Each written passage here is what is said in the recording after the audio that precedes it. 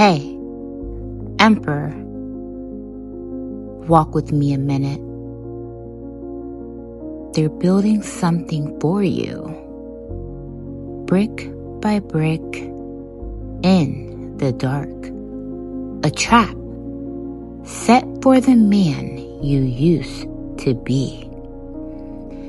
And they call it impossible. The classical man climbs, and the classical man falls. But you were never a stone.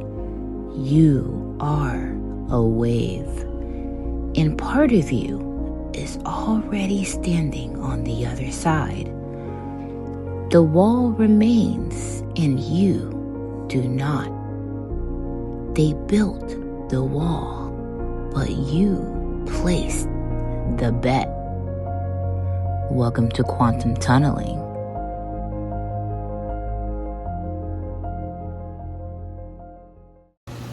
Hello, Emperors. What is up?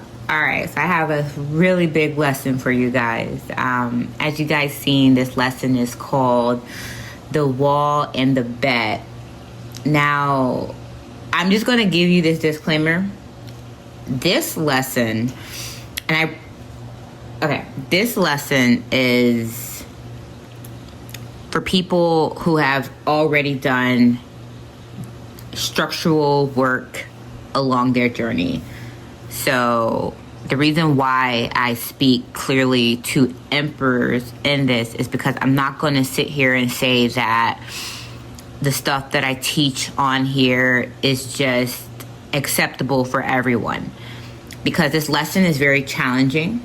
And if you are not someone who has taken accountability for your own actions, not someone who, just plays just a victim in your life, someone who does not take charge, someone who is not willing to, just do the work within yourself and understand that you are the architecture or the architect of your reality, then this is not for you. Because this lesson can easily be translated into some type of spiritual bypassing. And as someone who has went through that before, I refuse to feed anyone's delusions. I don't even feed my own delusions. I'm very accountable, but going into spirituality, not really having the guidance that I needed, I fell at times into a sense of bypassing, which is why in this lesson, I do explain why you should not do that as well. So before I continue on this lesson, this is not for everyone. This is also for entertainment purposes only. Also, so I do talk a lot of shit. I'd be like, challenge me, which is okay because I like to learn, but I'm not saying that I know it all. Please understand that I am a student of life. I am a student of everything that I am learning. So I'm not saying that what I'm teaching is 100% accurate and fact check me. I don't really care if you do. I really don't care. But I am saying that I did a lot of research on what I did. And what I'm teaching is not from a book that I've read. It's from me actually overcoming stuff, going through it, and I'm backing it up from things from religious texts. And I'm also aligning it with practicality. Because, even for me, it's like, it's kind of hard for us to believe or know something will work out unless it can be proven in some type of way. So I was able to overcome things and do things, and I started learning that there's like science behind how I did things. So in doing that, I'm able to teach you guys a lesson that will definitely transform your life. It is definitely a higher tier service that I offer, and I will work with people on. I don't really announce that firm that I assist with these type of things too. You kind of have to go through a little funnel, go through BASIRA Intuition, meet me there, or join one of my tiers, talk to me in some type of way before I end up helping with a situation like this. But anyways, that was a big disclaimer. I just had to give that before I teach this lesson. This is not for everyone. This is for those who have done the work or are doing the work or are planning to do the work. Anyways, let's go. So anyways, if you look on basiraintuition.com, moving forward, I added a really cool insight section. With each video, I will have just some dialogue that comes from me. I'll blog about it, and then it'll have the link to the videos. But teachings like this will actually have a syllabus. Right now, I am offering just the foundation of my work publicly, but there's a lot of stuff that I don't show on here. So even with this lesson, there's a whole other framework that is deeper than this lesson. That is, I'm not a big gatekeeper, but I do feel like there's stuff that people have to invest in. I mean, a lot of knowledge should be earned. So if there will be times to where I'll add like a deeper teaching, which I will, behind this lesson here, which this lesson already gives you everything you need to win. But I will have a deeper transmission that would be on my Patreon. It's going to be on the highest tier because it's worth that. And yeah, so moving forward is this will have a syllabus. So if you go on basiraintuition.com, you can download the syllabus and follow along. It breaks down what I'm going to be teaching. I also have different notes in that article that shows what each section is about, so you can follow through with that. And then if you are in one of my groups, I'll be very happy to discuss this deeper with you via email or via my Discord chat. All right, that was a big intro. Let's begin. Oh, wait, hold on. I'm Claudia, Quiana, or simply Q, and I am your spiritual guide. I guide emperors, and yeah, all right, now I'm ready to go. So, part one, we're going to talk about the play. So, it's crazy. This thought originally came to me on, like, June 10th, and I started grounding this lesson on June 20th. So, I was actually finishing up the polarity is the apex lesson. And a part of that lesson that will be integrated into this lesson too. So when I first got this thought, I was overcoming things. As I said, I'm able to ground these lessons based on the things that I've overcome. And this thought had came to me, and this was like the whole thought that came to me. I was like, okay, if you look in the past lessons, I was talking to you about healing, and I started bringing up like basic classical physics. I love physics, and I'm actually like studying more about physics and things like that. You'll actually see in this lesson. So I'm telling you, you professionals in physics, I am a baby at this. Don't come for me, okay? Don't come for me. I'm learning, but I like mastering stuff, so give me 5 years, man. I'll kill it. Anyway, so I was thinking about physics and attention, and I was thinking about like a situation that was going on in the background of my life that I was basically blocked with overcoming it in so many other ways, to where I took a very big risk in getting through it, to where it looks really bad, but then I was like, I believe it will work. I believe it will work. I believe it will work. And then as time went on, I was like researching like a physics way to overcome this issue, because I was like, I mean, listen, if I'm a person who knows how to like take nothing and make it into something. So I was in a situation, I don't really want to talk about it right now. I'll do that another time. But I might talk about it throughout this. But I was in a situation to where I was in like a trap, to where people were trying to like trap me into a situation and take from me. And I could not defend myself in there. I didn't have the means to defend myself in the way people would traditionally defend themselves. So I tried to defend myself my own way, doing everything doing the right thing, you know, being organized, filing the right things, doing the right things. And then when I stepped into the trap, I realized it was already rigged against me. So no, it didn't matter how many right things I did. That trap was set up for me to go into it and to be stuck in it and not be able to move forward. So being in that trap, I was like, the only way I'm going to move forward or get out of this trap is if I create a way forward. And so as I kept doing that, mind you, when I was going through that, I wasn't thinking about the physics of it and everything. It was as if I just been in so many situations in my life to where I would just do so good, and I'm just sabotaged. It's like I would always like build a pretty sandcastle, and it would get knocked down. And I was building another sandcastle, and it'll get knocked down, and it will be just through BS. And so when this trap came, I was like devastated. I was like, you know, I'm not gonna run from this trap. I'm gonna figure out this trap. So I remember, it's crazy. Like, I'm gonna show you this clip of this video I posted it was like right when I was going through this stuff. And I had posted like some teaching video on like my TikTok, and I took it down because it was like I just want to thrive. I don't want to just keep seeing me go through stuff, because I felt like that's what my life was, just people seeing me building, but then me just constantly going through stuff. So I was sick of that. I was just sick of it. So I took the whole stuff down, and I like left a message kind of for myself, because when I get angry, I just know how to creatively express myself. So I was like, a trap is only a trap. A trap is only a trap if you see a trap as being a trap. As if you see a trap as being a trap.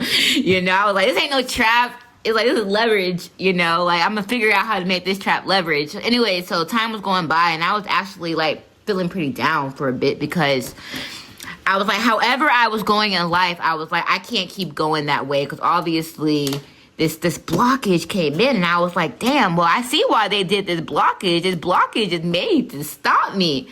So I actually stopped for a while. I pivoted my attention somewhere else to like thinking of how to kind of solve this situation here.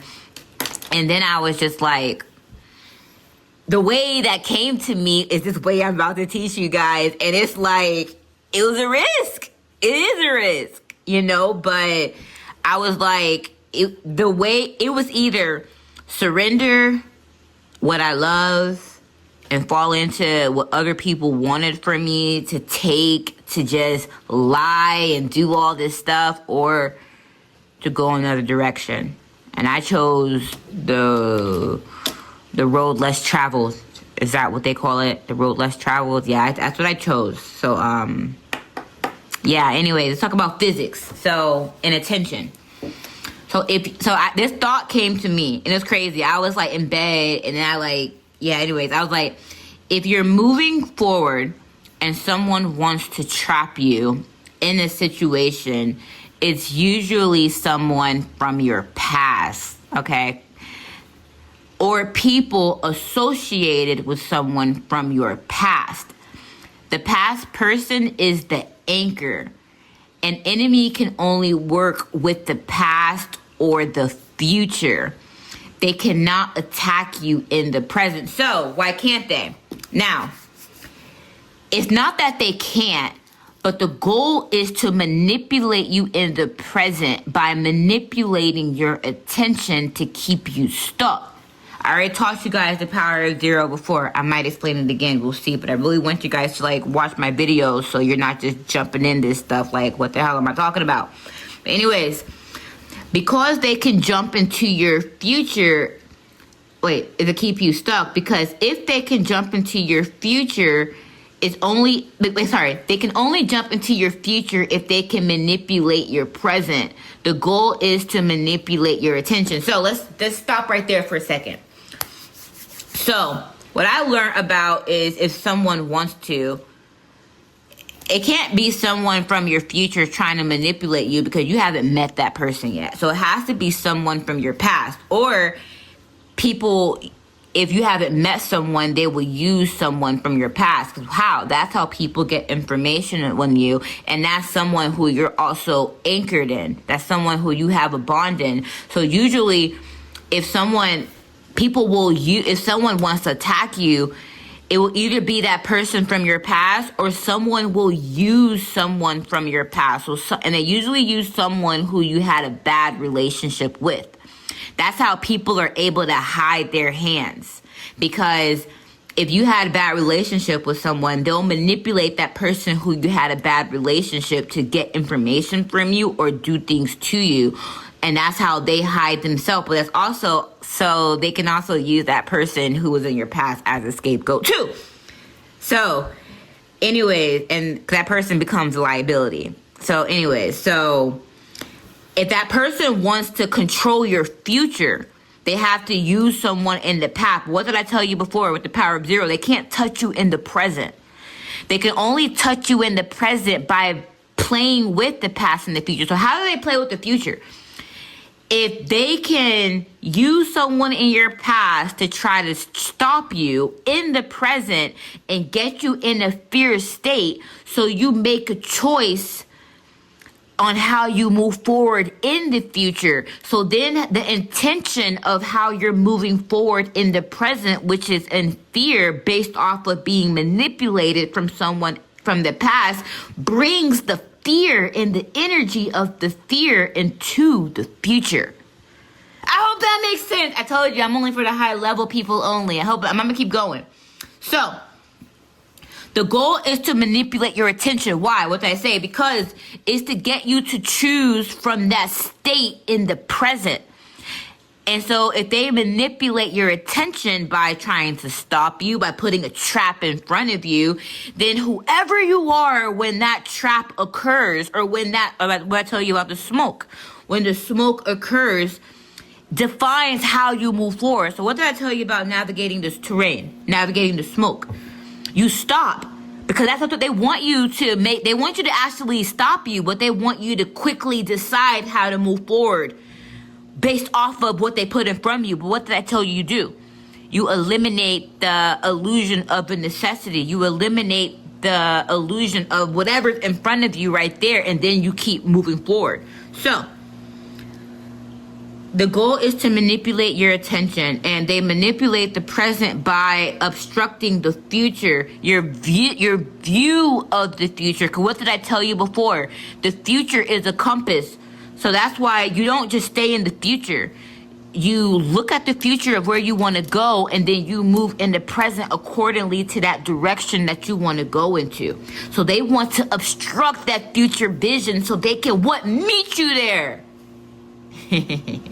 Anyways, let's keep going. So anyways, by obstructing the future, so when your attention now is on them, your route to your destination alters into the manipulated, architected destination, their manifestation, because you moved out of fear. So if you have a route to where you're going, what did I say? When you look at the future, you have a route to where you're going.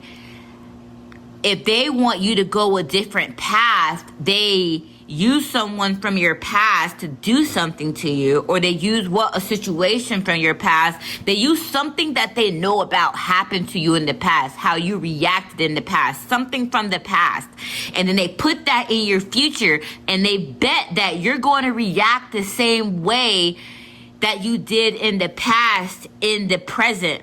And that way, if you do that and you react that way at that low vibration, because people have to be a resonant match to you, then they can be waiting for you right there. And then what you were going to attract based off of love, based off of courage, you attract something based off of fear. And that's how they have a person right there waiting for you who is a resonant match to your fear. I hope that makes sense. And it's crazy. I'm going to back all this stuff up. Anyway, so the key is to not fight what's coming in the present. You go your route. That's why you always keep your plans silent. If you go your own route, you know where you're going. When a blockage comes, you've already created the timeline that has to manifest because your attention is already there. If they plan, it still won't manifest to the plan fully. So now, yes, the trap will still come. That's what I'm telling you. You can't avoid stuff. The trap will still come. But part of the trap is your reaction to the trap. So you move accordingly to the direction that they want you to move into. So when the blockage comes, you've already created the timeline. That's why I said when the smoke comes, you keep your eye on your path. You just remove the blockage and you keep going. You may have to go a different route, but you got to make sure it's your own route to get to your same destination. It can't be their route that way, because they're going to put like for me, people try to put like a court case in front of me, like child stuff in front of me. I don't want to talk about it. I don't even like talking about it. But anyways, I'm already going misdirection, so people want to stop me. So they build a whole wall of, oh, she's this, oh, she's that, to make me feel like in order for me to move forward to wherever I want to go to, I got to stop and go back into the past and handle them. I got to stop what I'm doing and put my attention on them. And the only way I'm going to move forward is if I stop what I'm doing, give them what they want, and then wait for permission to move forward. Fuck that. Excuse my language. I mean, F that. You might get a lot of me today because this lesson is it touches me deeply. So anyway, so that's why you keep your plans silent. Because if you go your own route, you know where you're going. A lot of your enemies don't know where you're going. So that's why they build and they plan and they do all this stuff. But I always knew where I was going. I already knew what I was building because my mind's been on. That's where my attention was. So when something came to kind of pull me away from it, I made a choice. And I made a very hard choice. I was like, this don't align with where I'm going. This don't align with my truth. And right now, it will take a lot of resources that I don't have to fight this. So the only option for me to do right now is to give them what they want, silence this, and go with this, or take a bet. To bet on myself. Move forward to where I'm going to go to. And that means just keep going. Keep my eye on the prize. Keep my eye on what I truly believe within my soul. What I feel in my spirit. And I chose to bet on myself. So anyways, we're going to keep going. So, when blockages come, you already created a timeline that has to manifest because your attention is there. So, their timeline only manifests if you decide. So, I would have gave them what I wanted, then whatever they wanted to get in that trap would have worked. But I chose for my timeline to manifest. And that means even over this destruction that came. I chose for mine because mine has already existed. But if my mind believed or had fear that this weighed more than what I had set for myself, then yeah, that would have been the reality. But my attention was so set on me moving forward and what I was building. If they plan, it won't manifest fully. So yes, they're trapped curse. So part of their manifestation did come through of my attention being there and me going through that experience. But it didn't fully manifest because I did not accept it as a stop along my way. So it won't manifest fully because there is already an existing dominant timeline. So that happened, but that trap never manifested. Why? Because my timeline is more dominant than theirs. Because it's my life. And that's what you got to understand. It's your life. So, this is why they want your attention to go in your direction. So for me, I'm already used to being bullied. I'm already used to people saying stuff about me. So people thought that doing these things will pull my attention. You know, saying these things about me, everyone being against me would pull my attention. Me not winning something, me being judged improperly, me getting the shorter end of the stick, that would just make me give it my attention. But I was already used to that. So that was just like another little thing I went through. you know? So I was like, damn. I was like, if I walk in this time, damn. So it was like, if I take a risk on myself, I'm going to probably be damned, but at least I took a risk on myself. Those are the options that I was left with, you know? Anyways, so this is why they want your attention to go in their direction, so your attention is not constantly creating the new timeline. So while I was going through that, my mind was like, yo, I'm about to get the hell out of this right now. I gotta keep going. I gotta keep going, you know? So the dominant timeline shows you how much power we have, what we want, where we're going, and where our eyes are looking is our dominant timeline. You have to participate in their reality energetically for you to be a part of their play. So what is energetically, emotionally, with fear, all that stuff. So that's why, what did they do with me? They tried to scare me. If you don't do this, we're going to do this. If you don't do that, we're going to do that. If you don't do any of this stuff, you got to hurry up and give us this. It was a whole bunch of stuff that they wanted me to do in a small amount of time. And it was to get my energy. But what I did was, I wasn't a part of that play. I decided not to be a part of that play. A play requires characters. It requires the people who put the play together. So in some situations, if it's a court case, it will be a judge. Maybe it's not a court situation, and it's people who are set to judge you.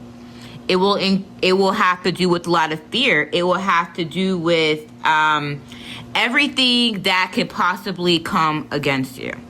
Okay? So what they need in that is, while they have all of those characters set, you have a set character. You're the defendant. You have to react and defend yourself to everything they had said. And I said no. So I decided that my timeline weighed way more than that. So anyways, this was the whole thought that I came in, and I don't know, this is like the whole lesson behind it. So let's tap into this. So we're going to break down what I just talked about. So the power of zero tells us where the enemy operates: past and future and imaginary territory. So in the back lessons that I did, we talked about Lot's wife, and that taught us how attention works. Wherever the gaze lands, the body crystallizes. And then we talked about, in Genesis, the original wound. When Eve entered dialogue with the serpent, she became a character in his play. And she became a subject to the story's rules, to the play's rules. So, and as I said before, do not try to challenge me on a whole bunch of stories and the accuracy of it. I take lessons that occur in religious texts just to apply it to an operational framework that we can use in the present. Thank you very much. So, the enemy can't attack you in the present because the present is the only place where collapse happens. It's the only place where you choose. And collapse requires an observer. Their plan exists as a probability wave. It can only crystallize into actuality if you observe it, feel it, engage with it without your state, without your fear or doubt or worry. Their timeline stays a wave that never lands. So yes, they can put it in front of you and you have that choice right there. So their job is to make sure that attack is so profound based off of what they think they know about you, to where they can stop you, to get you to observe it fully and be a character in it. Okay? So, once you are a character in it, then you can kind of, they can kind of continue with that manifestation. But you being a character in it requires your belief that it is actually real. I saw it for what it was, an illusion. And that's simply because of my mind. And I've been in similar things before, to where I was like, yo, if I was to react to this situation could end bad. I I've already learned this lesson many of times before. So when it came to me, I saw how powerful me and my emotional intelligence was at this exact moment. So there was plenty of times to where I took a L. I took a L, a visible L. So anyway, the observer effect applies to spiritual and political warfare. They aren't actually attacking you. They're trying to recruit you as an observer who collapses their preferred timeline into your reality. Because what did we say about physics? Sorry, I want to go into actual, like, facts about it. Hold on, give me a second, y'all. I have so many notes.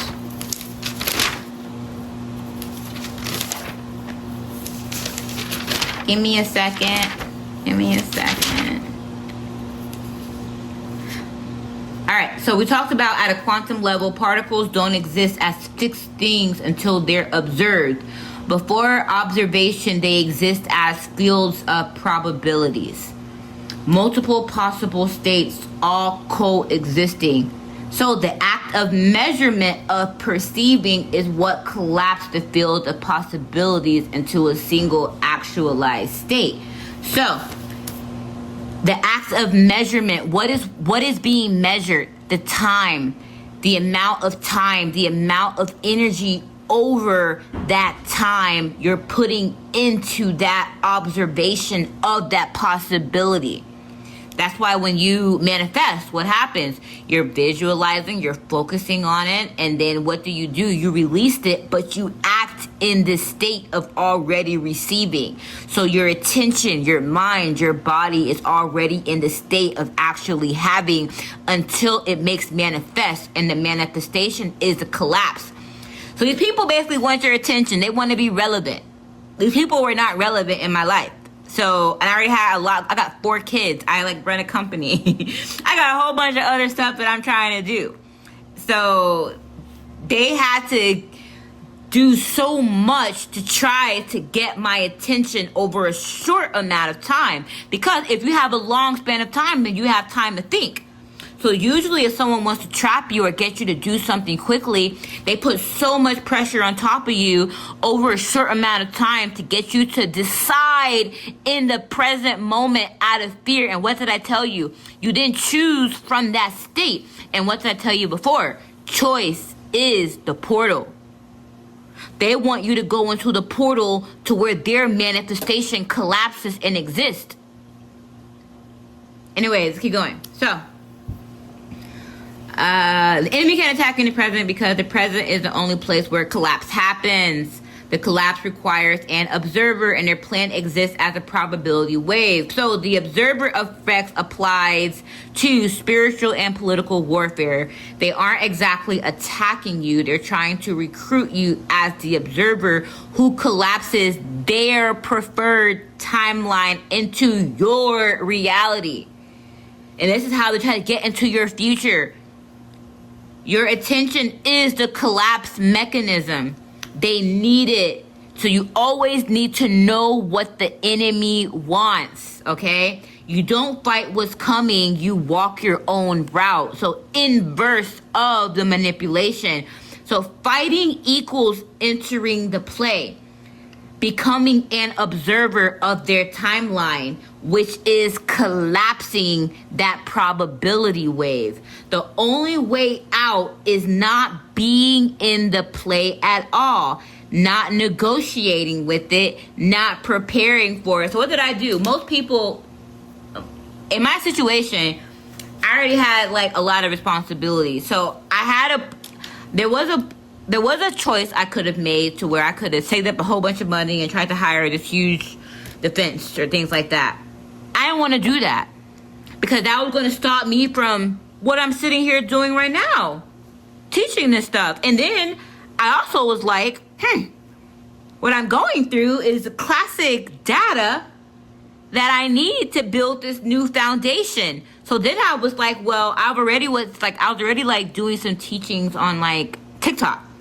And I was like, well, that didn't really have a structure. I felt like I was just like giving a lot of information. It didn't really have a structure to it. So I was like, I was like, let me figure this out, and I can build a structure around all the stuff that's going in my head. So I didn't decide to fight what was coming. I walked my own route in verse of the manipulation. The part, in order to enter like a competition, I would still be on the polarity poles of the win or the lose. I didn't want to be on that pole with them. I didn't want to be on that beam with them. I wanted to remove myself completely from the play. So I'm sitting here trying to hire an attorney, trying to do all this stuff, when everything is actually sabotaging my character, sabotaging the whole defense of the whole thing is my mental health. That's the whole defense of everything, is a lie about my mental health and my stability. So why would I waste my stability and my mentality on something that was trying to attack my stability and my mentality? Why would I do that? So I decided to become the architect of the trap, to figure it out. I even put that in my I'm gonna put a clip of that too. What the enemies didn't count on was that now she became the architect of the trap. I wrote in that video, because it's crazy. That video I'm showing you guys a clip of was actually like right after all this happened. And that's when I was like game planning how I'm going to figure this stuff out. And I was like 2, 3, 4, 5. Hold on. 3, 4, 5. Like 5 months ago now. Anyway, so the only way out is not being in the play at all. So that's why I was like, she left them in the trap that they left for her. Not left them in the trap they created for her. Negotiating with it, not preparing for it, not even acknowledging it. Just continue to walk the route that already manifesting forward through your attention being elsewhere. So yeah, my intention, though I stopped doing what I was doing before, I didn't want to do that. Because why? I was being sabotaged, and there was a lot of eyes on what I was building. What do you do? You don't let people know your plans. What did I do?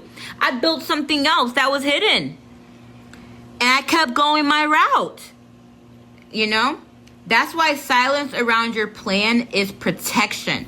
If they don't know what you're walking toward, they can't put obstacles on the actual path. They can only put obstacles on the path they think you're walking, which isn't your path. So their trap lands in an empty space. So I was like, all right, so I'm being trapped so much.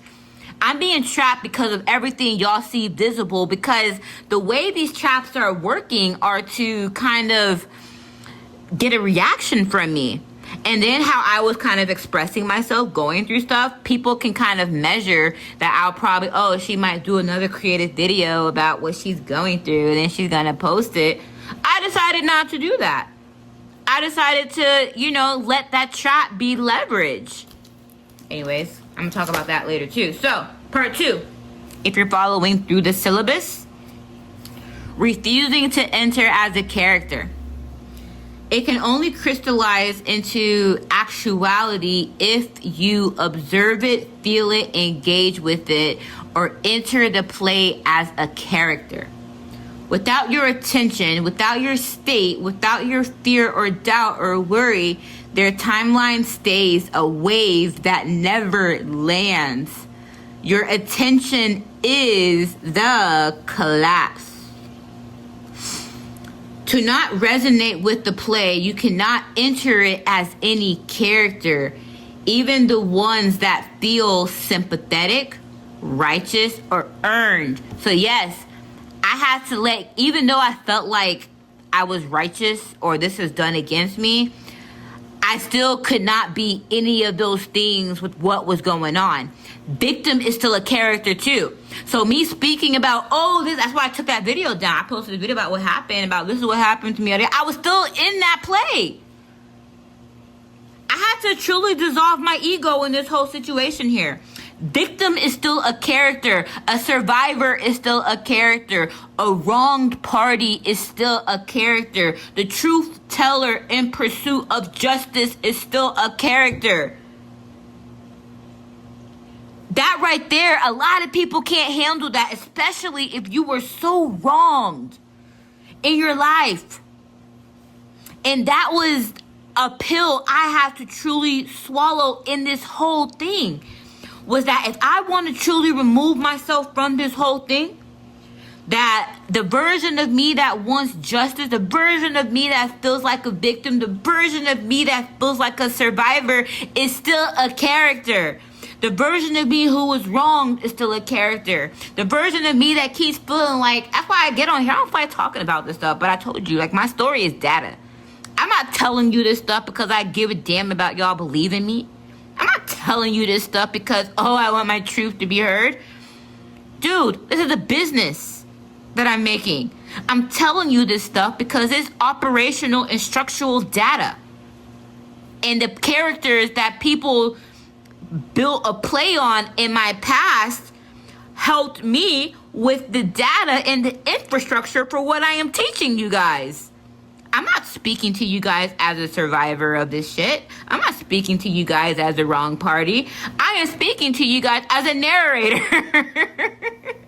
Yo, it's funny as hell. Anyway, so every character has a script. The script has rules. Now, the past version of me, yeah, that has. I was a victim at one point.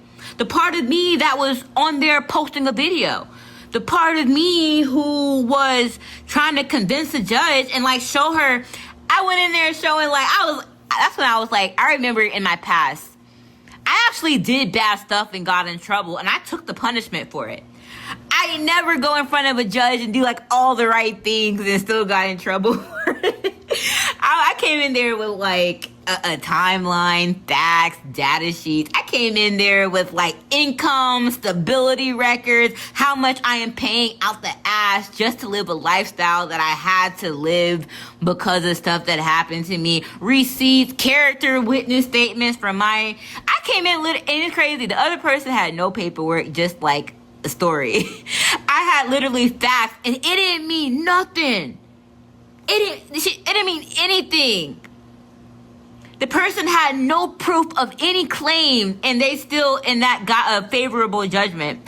And me, I showed actual data and it didn't care. So that's when I was just like, why should I give it? Why should I put my energy and care about this stuff if this stuff doesn't even matter? If being lawful doesn't matter, if being righteous doesn't matter, if even a victim doesn't matter, if telling the truth doesn't matter, if none of those things matter, then why am I playing any of these characters? So I decided to exit the stage left. Every character has a script and the script has rules. The rules belong to the play. The moment you enter as a character, you have agreed to operate inside the play's logic. Even when the character you are playing is being wronged. Especially then, because the wrong character is the most easily kept inside the play by their own grievance. It was my grievance keeping me in this stuff. And it was my grievance. They want you to be sad. They want you to be angry. They want you to feel left out. They want you to feel like no one was going to believe you. I don't give a fuck about that stuff. I don't give a fuck. The Emperor does not enter as a character because guess what y'all can't take? Y'all can't take the Emperor out of me. You can't take the boss out of me. You can't take the creator out of me. The Emperor enters as something external to the entire play. Present so structurally outside of the narrative that the other characters cannot place you. You are not the antagonist they expected. You are not the victim they prepared for. You are not the rescuer they were waiting on. You are not the witness they wanted to perform for. Your presence is questioned because the play has no slot for what you are. I can just end this lesson right there, but I'm gonna keep going because you know I gotta keep going. So anyway, so this is what dissolves the play, not victory inside it. So yes, for me, the part of me that had a grandiose thinking of how this would end, like, oh, I'm gonna win this. Oh, people are gonna hear me. People are gonna see my truth. That version of me had to go. And that was so hard because I had wounds. And they played off of my wounds. I was someone as a child who was abused so much. And every time I spoke up, I was shut down. So what did people do? They were like, we're going to play off of her childhood wounds. We're going to abuse her so much. And then we're going to do it in front of so many people. And then when she tries to ask for help or call for help, we're going to make her believe that no one will protect her or care about her. So that way, that little girl inside who was never heard, who was never seen, who was never defended, who was never fought for, would lose hope. But they didn't know that little girl stopped seeking external validation, and she was going to use her gifts to become so aware of what happened to where she would do the ultimate sacrifice, and sacrificing the version of her that believed she even needed that to be who she was meant to be. So thank you, enemies. Thank you. And also thank you for this new foundational business venture that I'm on right now, because it's lit. I'm going to make a lot of money doing it. So anyways, let's keep going. This is what dissolves the play. Not victory inside it, not righteousness inside of it. Because refusal is still a position relative to the play. The Emperor operates in a different category entirely. The play loses its grip, not because the Emperor defeated it, but because the Emperor was never inside of it to begin with. Let's keep going. So how does this work? I have a question for you, Emperor. How does one stop wanting justice that keeps one trapped? That's what I have to ask myself. And that broke me. So the few months in between me doing this, I was breaking. Because the version of me that wanted these people to be seen for who they are, the version of me that wanted justice, I had to let her go. And I had to accept that I may not never get that. I had to accept that people would just have this thought about me from whatever people said, and it was actually going to be it. I have to be okay with that. Because it's the hardest contract to break.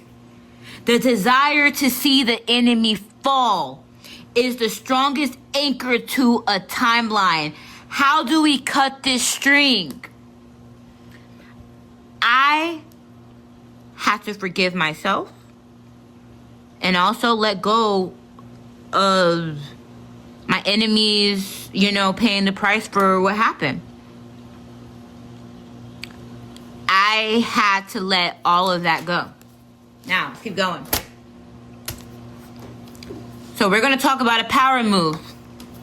A lot of people said that my silence was naivety, but I'm going to finally break down the mechanics to my silence. So, the trap.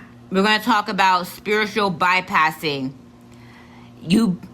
If you spiritually bypass, which I did before in my life, which is still a trap, which means you're just letting things unfold or waiting for external help. It keeps the problematic timeline alive as a real possibility. So, if you're waiting on, and I'm telling you, there was like this version of me who, and I read that this was called a damsel. I was like, F that, I don't want to be no damsel. But I was just like, man, I was like, someone in this situation is going to fly in and save the day.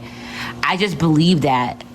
I believe that there's going to be someone in this whole situation that just sees me and is going to be brave enough to defend me. I have to let that go, because I was bypassing just letting things unfold or waiting for external help.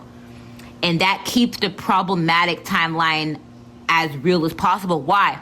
If you're waiting on a hero, then there has to be a threat for a hero to come save you from.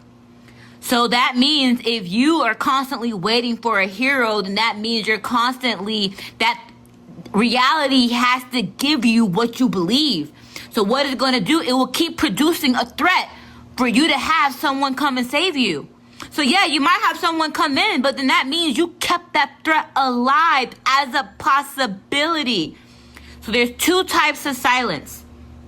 There's active silence, which is walking your route forward, walking your route. So it's forward motion, attention so far ahead that the present moment is already prepaid by tomorrow's existence. I want you to remember that.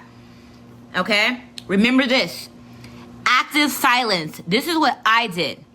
I wasn't passive, I was active. Intentionally silent. I was walking my route.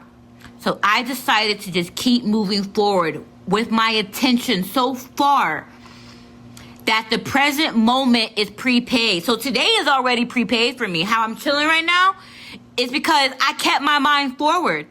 That situation was like months ago.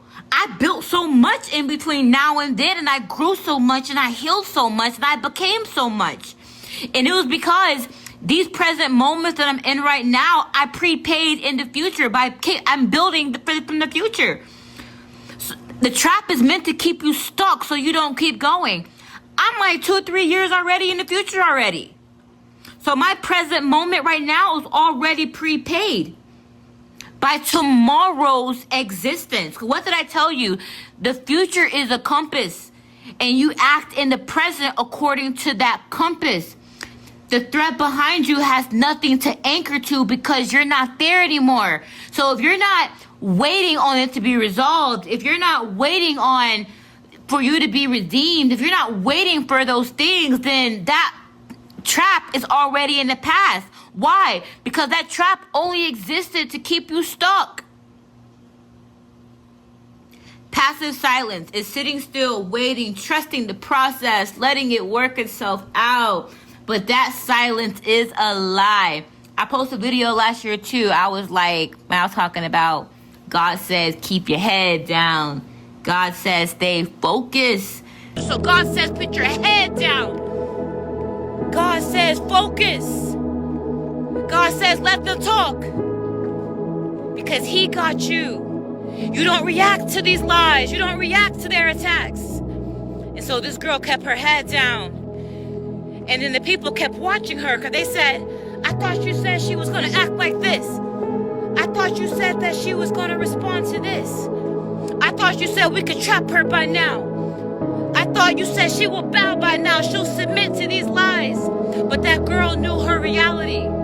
She knew her God. God taught her how to walk on water in the midst of the storm. In the midst of the chaos, she found her calm. That's what I was doing then. I was going through this over and over and over again. And it's crazy. This happened like months after that. But I was also being prepared for more things that happened. And I didn't even know that. I didn't even know that what I was speaking on then and what I was doing would lead to like me solving a lot of problems. Because I wasn't believing in being passive. Only thing I kept thinking of was keep building. Just keep building. Just keep building. If it gets destroyed, just keep building. If it gets destroyed, something about it was not sound enough or not on a solid foundation to where it could be destroyed. So build a better foundation, build a better foundation, build a better foundation. So that's what my mindset was. No one attacks any foundation in your life. It teaches you to let it go because you only want a foundation that stands throughout adversity. You want a foundation that is formidable. I was used to falling. So anyway, so passive silence is sitting still, trusting the process, letting it work itself out. But that silence is a lie because underneath the silence is a belief that something external must come save you. That belief is the signature on the contract that keeps the negative timeline open. The threat does not go away. It just waits, held in suspension by your own unconscious agreement that rescue is required. Passivity is a contract. So, let me take a deep breath real quick. Give me a second, guys. All right, I'm back. Keep going. So, what you have to do is declare the timeline to be null and void. By refusing, you need saving from it. Once you stop accepting that external rescue is necessary, that timeline collapses only because it existed as a probability in your own consciousness. So because you feel like someone has to save you, people can only save you from a threat. You understand? So that probability of that threat and that saving coming means that a threat's going to have to keep getting big for a savior to come. So if you believe something's going to come and the threat is not, if you don't believe you can handle it, that threat is going to grow so something can come in and save you. It's like, it's going to be like a self-fulfilling prophecy. Then you're living so far ahead in your attention that the threat doesn't even register in your present reality. I don't give a damn about that threat. I don't give a fuck. And that's why I'm very conscious of teaching this lesson, because I don't want you guys to think that because of what I went through, you guys have to handle it that way. Because if you listen deeper into this lesson, I don't just do this because I decided to do this. I was actually in preparation for this a long time ago. So when you come across this lesson, I am able to now teach you how to prepare to be this way, so that when things do come in your future, if they come in your future, you know how to do what I'm about to teach you, which you can kind of guess with the title of this message here. Anyway, so the attack is designed to keep you stuck and visible. The attack is not about taking from you. The attack is about positioning. So even if people want to take something from you, they want to take something from you that they feel will keep you stuck. Most of the time, what people want to take from you, they don't even want. But they know that it will affect you. So they take something from you so it could hurt you. The attack is not about taking from you. The attack is about positioning. It presents itself as a giant obstacle that makes your forward motion feel impossible. It attacks your character so that your attention turns to defending who others see you as. It generates stress so that your nervous system is held in the play rather than in building and creating. The goal of the attack is to convert your attention from forward motion into defense. The loss is not the lawsuit, the humiliation, the character assassination. The loss is the time you spend not building because you are defending. Keep going. This is the structural attack of any setup, lawsuits, sabotage, or character assaults. It is not about winning the surface fight. It is about consuming the time you would have used to move ahead. So if I would have spent these 5-6 months on that, I wouldn't have been able to build all that I was building. I wouldn't have healed. I wouldn't have healed the victim part of me, the part that is just so righteous part of me. I would have been stuck on all of that with my energy there and not building a huge foundation that I could build off of what I went through. So you pressure test the null and voids. We're going to pressure test that. You can actually eliminate probabilities. So this is how we're going to pressure test this thesis that I have here. The attack lands on the aversion of you the attacker is modeling in their mind. So, what did I say? Let's say you have an enemy, an unknown enemy, and they want what you have. They want to attack you. They're going to get information from you from the closest people to you, and they're going to learn about you. And they're going to, and they're betting that those people know you well, know how you'll react well. That's what they're betting on. So, the attack lands on the version of you the attacker is modeling in their mind. If you have moved structurally past that version, the attack lands on a version that does not exist. It's all about, if there's a character assassination, they're attacking your character. So what do? That's when people try to do reactive abuse, because they have to trigger something, and that's why they talk to past people, so people learn your traumas. People learn the stuff that you had a hard time overcoming. People learn what hurts you. They learn what affects you. So for me, people learned what my trauma was. My trauma was not having family who defend me. They just throw me away if they hear something. So what happened? I had a situation to where my family didn't defend me. They all turned away from me. People know I love and protect my kids, so what do people try to do? They try to paint an illusion that I wasn't that. And they also went to other people who actually weren't good parents themselves because they knew that those people had wounds within themselves. So I have these grandmothers or something, kids' grandmothers, who are all abusive to their kids. And so since they did not heal those wounds or recognize within themselves their wounds, it was easy for those people to project what they didn't amount to onto me, because they're like, well, if we were abusive because of our trauma, if we were abusive because of our childhood, if we were abusive because of this, you know, we gave her that same trauma, so we know that she's going to take it out on her kids. That's what they thought.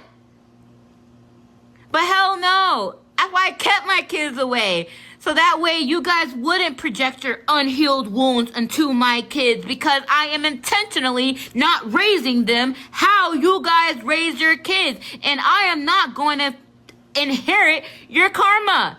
You got to deal with the stuff that you didn't heal with as mothers. I don't got to deal with that. I love my kids, which is why I protect them as I do. Anyways. So the goal is to get you to play a role. Look at the law of polarity. Everything is dual. If you are standing in the pole of victim, the universe must provide a pole of the oppressor. It's mathematically necessity. It is a mathematical necessity of the play.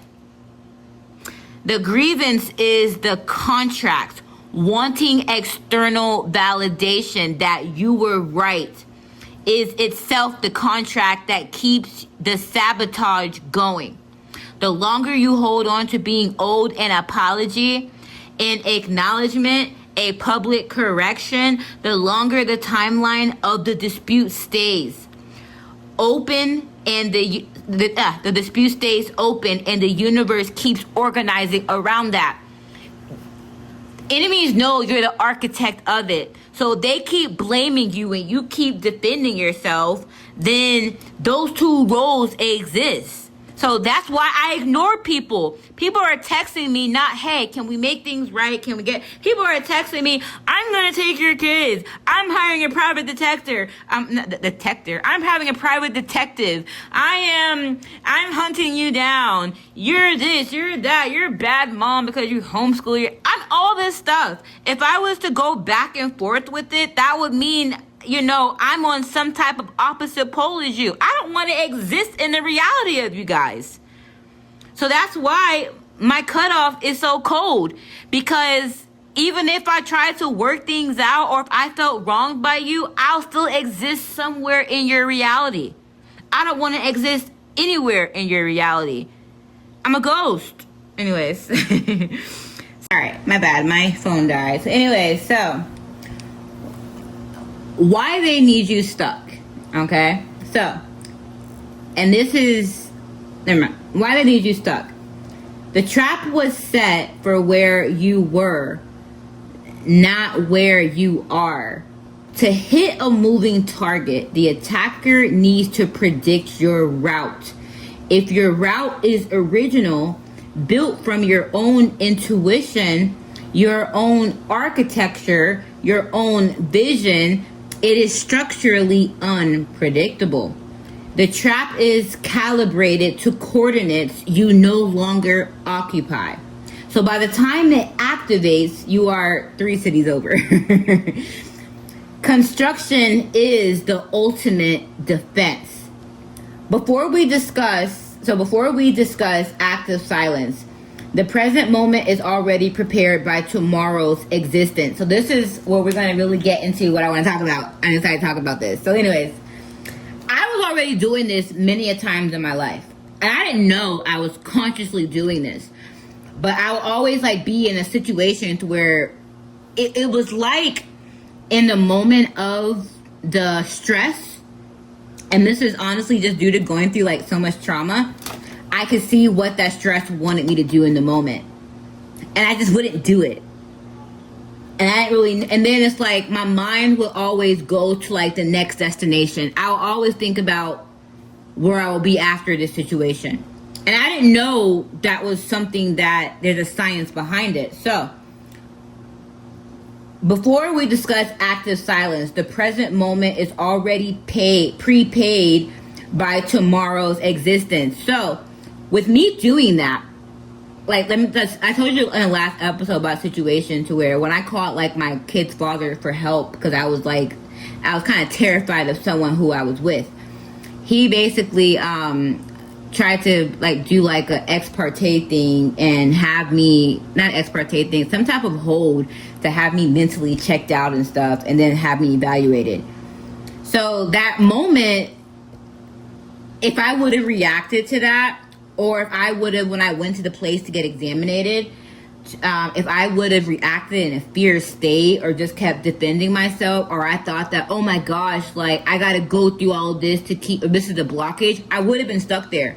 But while I was there, in my mind, I already knew my business was being sabotaged. I already knew that people were not on my side. So I had one company, and it had intellectual property, and it had digital marketing altogether, because my goal was to like help protect people's brands that I was building. And it was like a comprehensive business model that I built. And what I did was I saw that my stuff was getting like sabotaged, like bad reviews, all of that. So, and then my clients who I was working with, they like turned on me to go work with like who I was working with. It was like it was just bad. So when I was in that place, I was like already planning ahead. I was like, all right, I made a business plan. I was like, I'm going to like, right now, I don't really want to brand people right now, because I'm going to have to figure out how to rebuild those relationships. So I'm going to take one of the major services that's actually making my like quick cash flow, transactional cash flow. I'm just going to make another business. So that's when I made like Kisma IP. I had like Kisma Digital, then I had like Kisma IP. So I was building that in my mind when I was in there. So I already had a plan for like moving forward when I was in there. So I was already like, while I was in there, moving forward. And then when the girl told me, in order to get out of here, you're going to have to like let go of your story and just do what they say. I was like, all right, cool. So once I did that, I was out in a few days. Cool. They didn't find no drugs in my system. They didn't find anything in my system. I wasn't suicidal like they said I was. Just all lies. So I get out, and I had to like quickly rebuild. So I didn't even have time to heal. I'm like in Georgia, like refiling my companies, like just rebuilding everything all over again. I just rebuilt. I built just an IP filing company by itself, and then I just started cold calling. And then that's when I had bought me a car, bought me other stuff. But then I was going through a lot of other sabotage too, to where it was hard to focus. So anyways, the present moment was already paid for by tomorrow's existence. So because I was already playing ahead, those present moments where I was kind of in that bad situation, it was already paid for. I knew I wasn't going to stay there. Why? Because I was already existing mentally in the future of me moving forward. And what that is called quantum tunneling. Okay?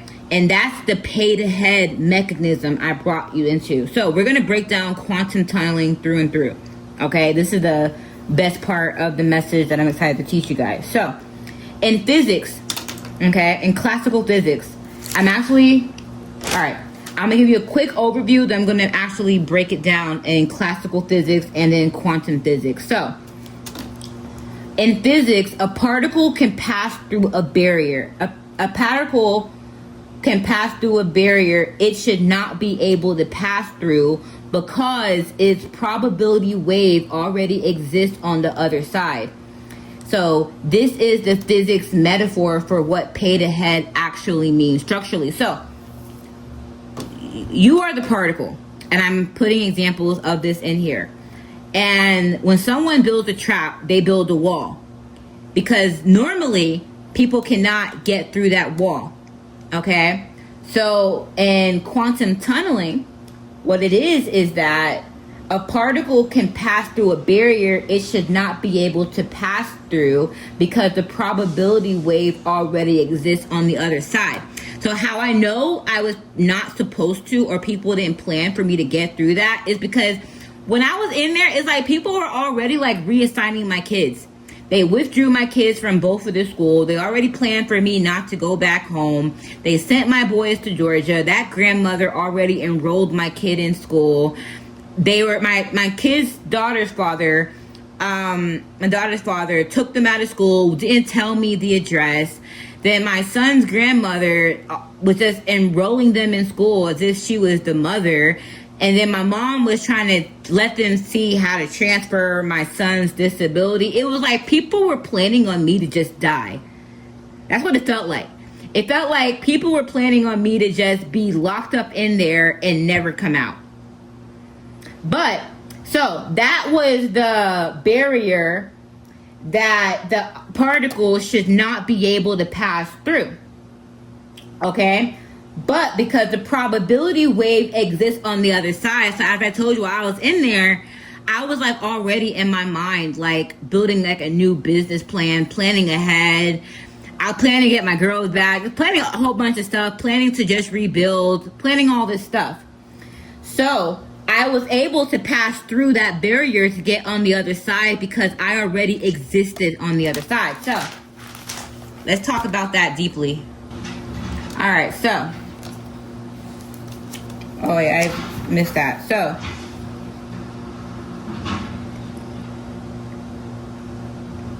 the paid ahead actually means structurally not climbing the wall already at the destination. So the wall actually becomes the ghost. Okay? So let's break down what quantum tunneling actually is. In classical physics, if a particle does not have enough energy to climb over a barrier, it cannot reach the other side. The wall is real. The energy required is real. The particle hits the wall and bounces back. So for me, when I went through a little trap, I went through a trap to where the energy for me would have been money, support, a defense, people who were willing to stand up, defend me, help me. That's what I would typically need to get over this barrier. So what do people do? People built a barrier so big to where they knew I probably wouldn't have the money to afford defense. They knew I probably wouldn't have, the support or the people or things like that to afford it, So that was a situation that I was in. They built a wall extremely big to where the necessary energy required to get over it, I wouldn't have. Okay, so let's go back again. Definition of classical physics is, so if a particle does not have enough energy to climb over a barrier, it cannot reach the other side.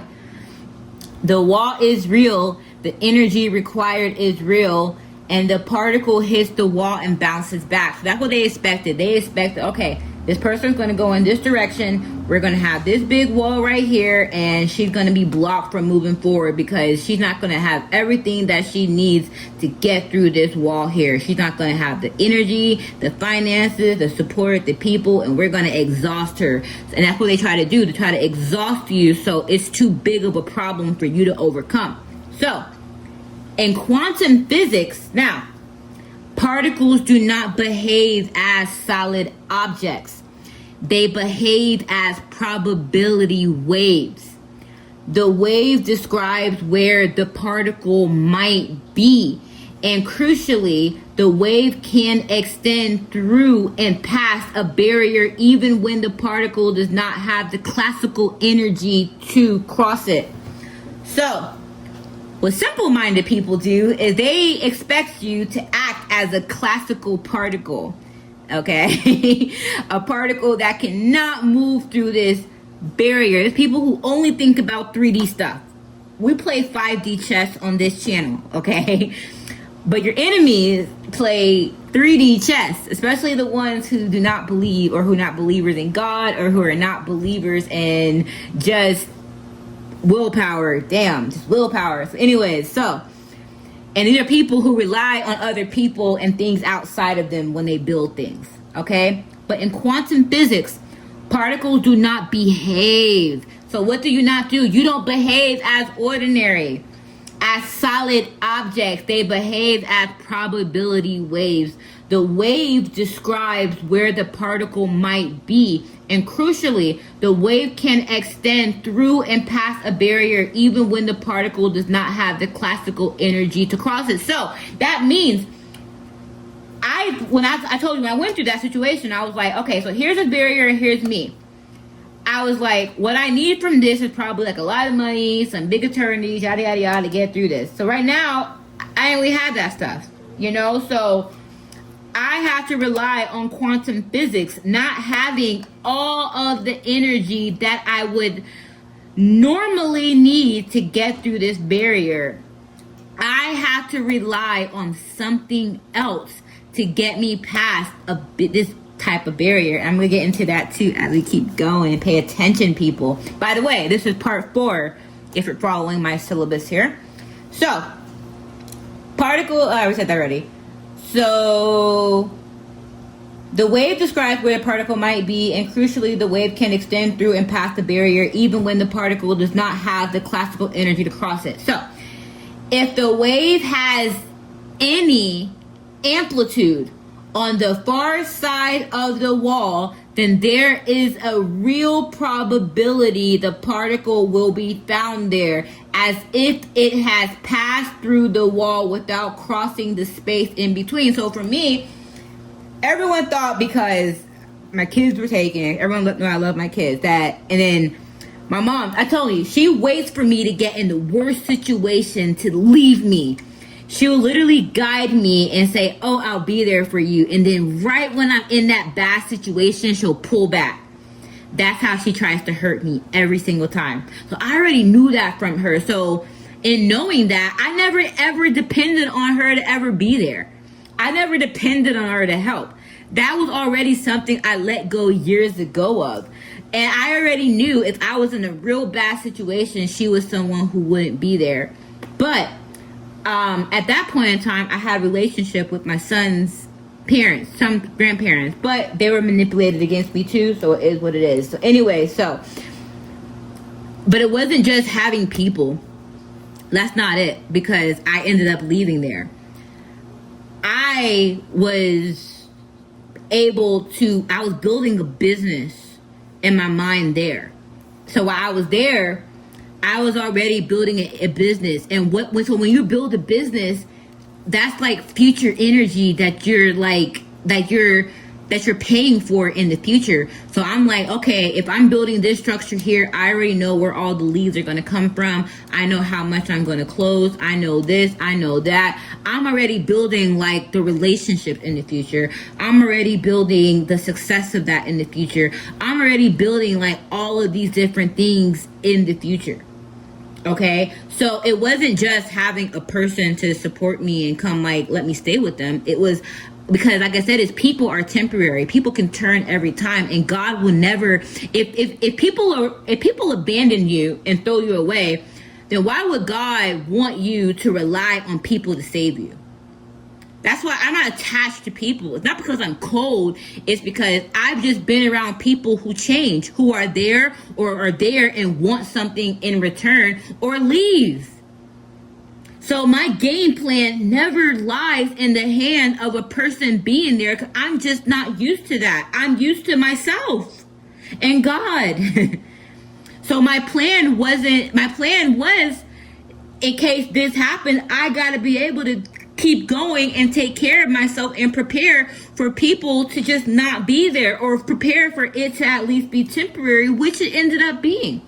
So if the wave has any amplitude on the far side of the wall, there is a real probability the particle can be found there. So since I was already planning there, the probability of me getting out that place and being there already existed.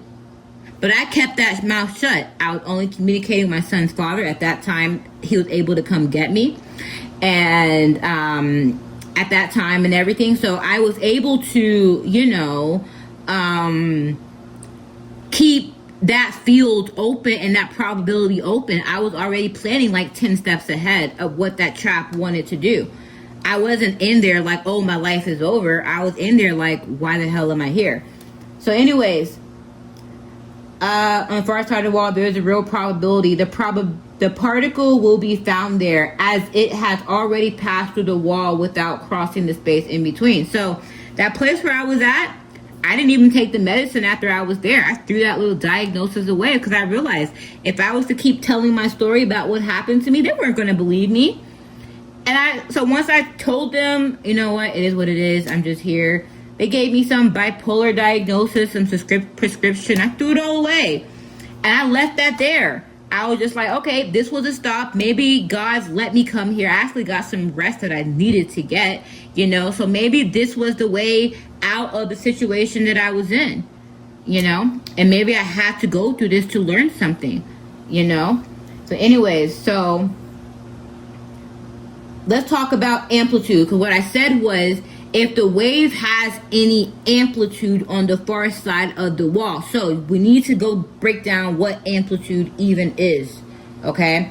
So amplitude meaning is the maximum extent of a vibration, oscillation, or wave measured from the resting position midpoint to the highest or lowest point. I'm putting an example of this right now in here. So, in general terms, it means the ranged breadth or abundance of something. So, the probability amplitude. So, what did I tell you I was doing? At that, I was already creating that business. Now, mind you, before I was in this trap, I was like making a lot of money a day with my IP business. Like, I cold call, so it's like I was like money was just flowing in everywhere. I was like really high in my abundance, and right when I was high in my abundance, it was like that person attacked me, and that's when all this stuff happened. So my mind was like, yo, I gotta get that momentum back, you know. So in my mind, while I was in this trap, I was like, yo, I gotta hurry up and get back to this and build this. And everyone was saying you need to stop, you need to rest, and you need to heal. But I was like, why would I do that? The longer I do that is the longer I'm happy I didn't do that. Because if I was to just rest, heal, stay stuck, y'all would have got what y'all wanted. Y'all would have just kept my kids. And then y'all would have tried to validate that I needed some like mental rest from this stuff. No, I immediately went back to work. And then I didn't feel safe healing because healing was even being used against me. Anyways, so in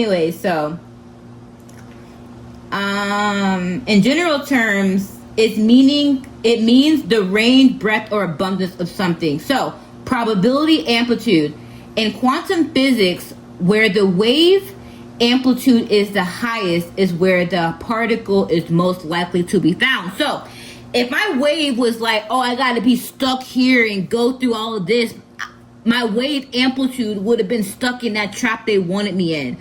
But because I was already ahead and I was planning ahead and I was thinking ahead and I was building ahead, my wave amplitude was so far out of that place into the future.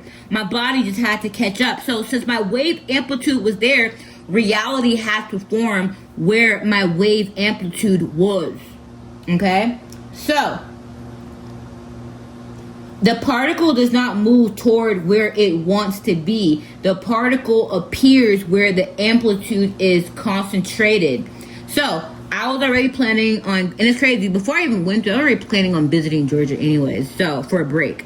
But anyways, so it's kind of like I manifested that. So when I was planning on going there, rebuilding, starting over, that's where my energy and my amplitude was already concentrated. So that's where my particle was going to go. Okay? So it doesn't matter where anyone else wanted me to be. It doesn't matter what people wanted to put in place for me to be. I was going to go exactly where my amplitude was. Okay? This means there is no separate act of getting to the destination. There is only the act of building amplitude at the destination. Where the amplitude is strongest is where the reality forms. So you can't just jump into this and say, oh, I'm in trouble, I'm going to amplitude there. you got to kind of mentally build a life there and put things there. So I already had like family there, my kids' family there. My sons were already there. So I already had amplitude there. And plus they weren't telling me where my daughters were too. So all my amplitude and forward motions was leaving the area. And my goal was to just go back and get my daughters. So the key is to increase the amplitude of the destination. The probability amplitude is the mathematical measure of the likelihood of a particle being in a specific space. So since my sons are already there, I was already building a business there, I already had some family there, that probability was higher than where I was, because where I was, everyone was already abandoning me. Everyone where I was already kind of just threw me away. Everyone already left me. So anywhere else, there was no probability of where I could go. I could only go there. So how was amplitude built? Attention concentration at the destination, not divided attention, not occasional attention, sustained structural attention extended into the future across time.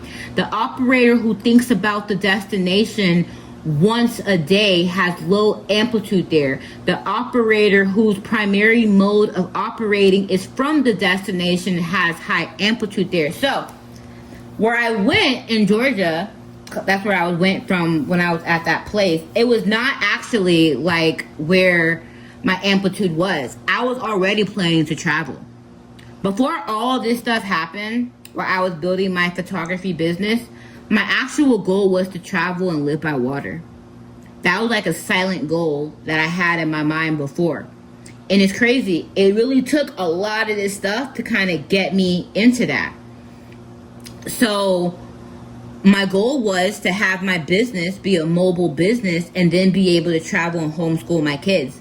Life kind of honestly just pushed me to kind of what I already was planning to do anyways.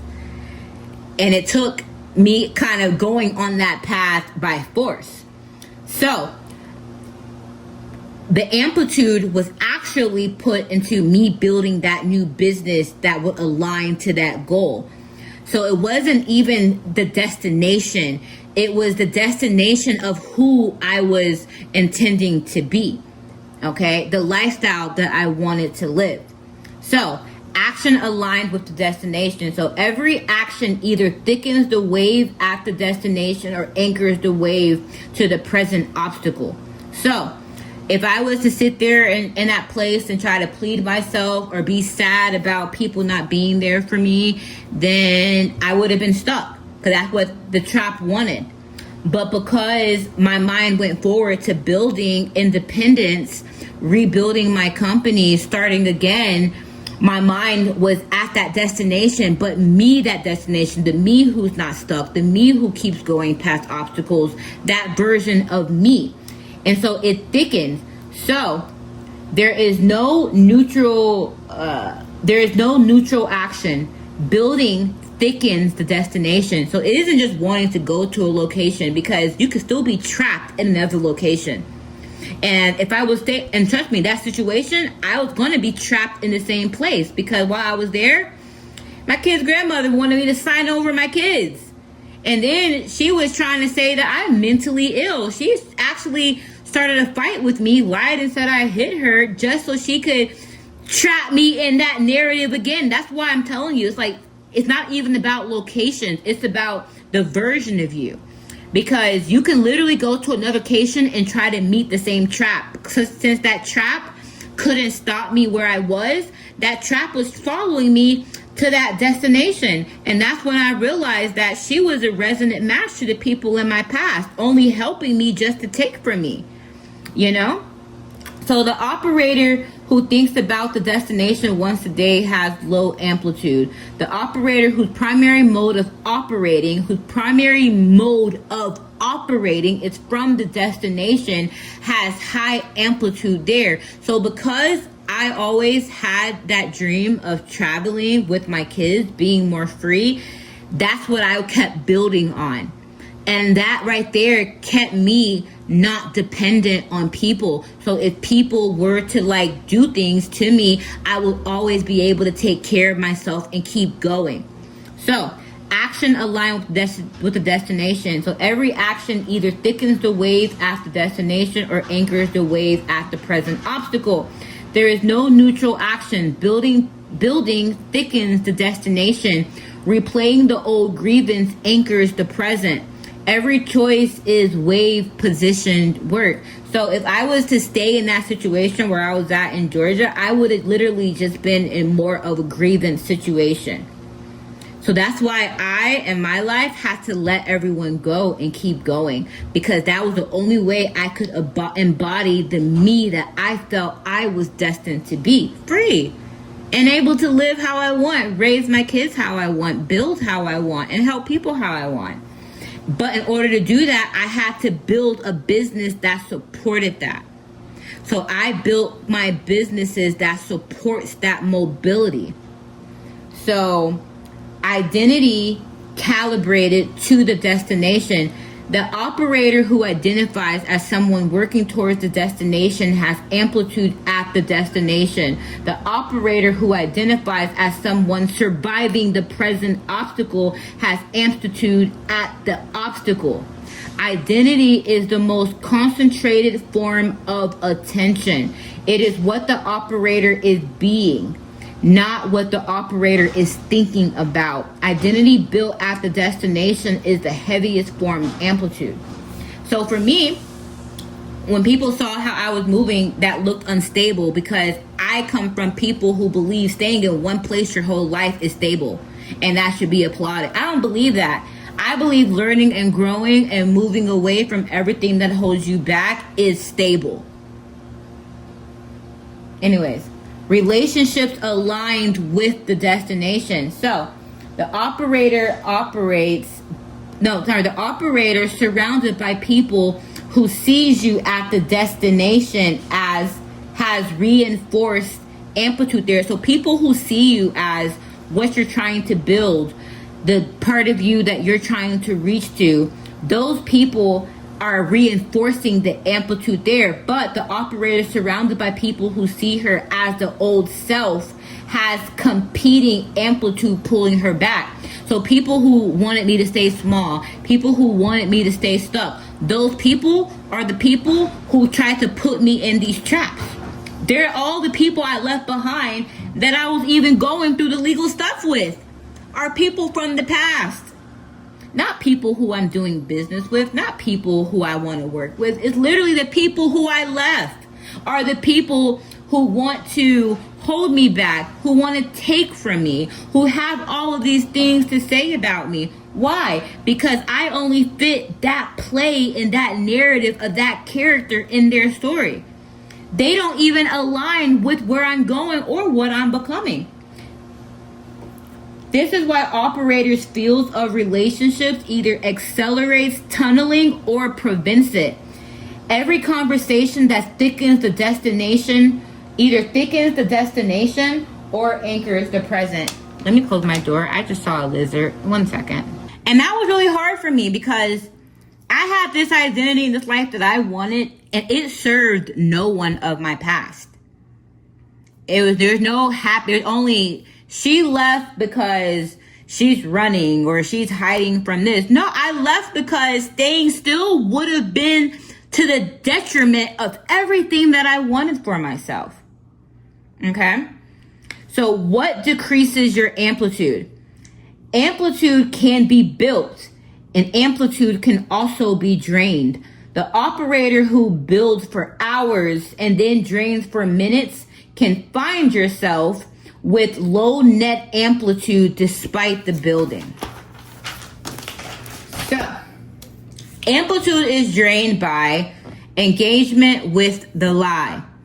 Every defense of the false story collapses the wave back to the present obstacle. The operator's attention is what the lie needs to crystallize. When the operator gives attention, the wave thickens at the obstacle instead of the destination. That's why I had to give up on playing that role of defending my character. I had to give up that role of expecting or wanting an apology. I had to give up that role of justice. I had to give up all of that stuff because I was in some way hoping for that, wanting that, engaging with that lie. Replaying the grievance. Each replay extends attention to the past. And that was hard for me because these are people that I loved. And the moment that I just needed them to just have my back, that hurts more than any of it. They threw me away and they only wanted to see me as the lie. It's like no one wanted to see me as anything better than that. And that was the hardest part of it. It didn't matter how much good I've done in my life. As soon as a whole bunch of people can gang up together and say one thing, they said, yes, this is our time to prove that she ain't as good as she says that she is. Ain't no way. And that hurt. That really hurt. And I have to heal from that. Like, I'm telling you, it's like the pain that I went through the past 2 years going through this, I wouldn't wish it on anyone. Because I had to go through pain from each individual person that turned their back on me. So it was like a sword in. I have to heal from that sword. Another sword in. I gotta heal from that sword. Another sword in. I gotta heal from that sword. It was back-to-back swords of everyone who I loved believing the worst about me.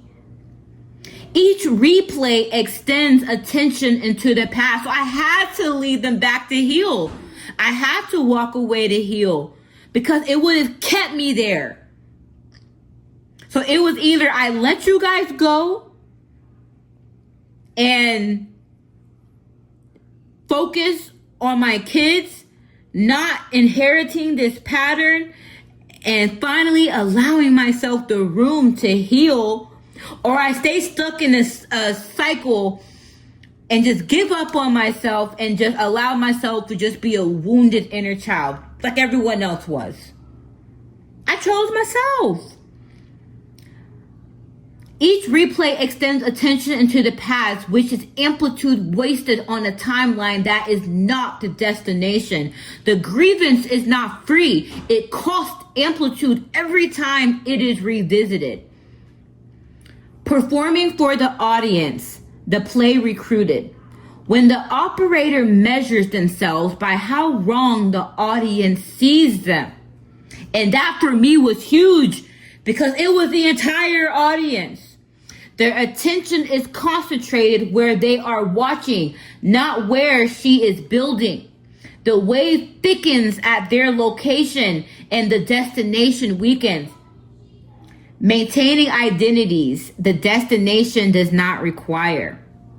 Every old identity that the operator continues to maintain, victim, defender, survivor, wrong party, is the wave of concentration that competes with the destination identity.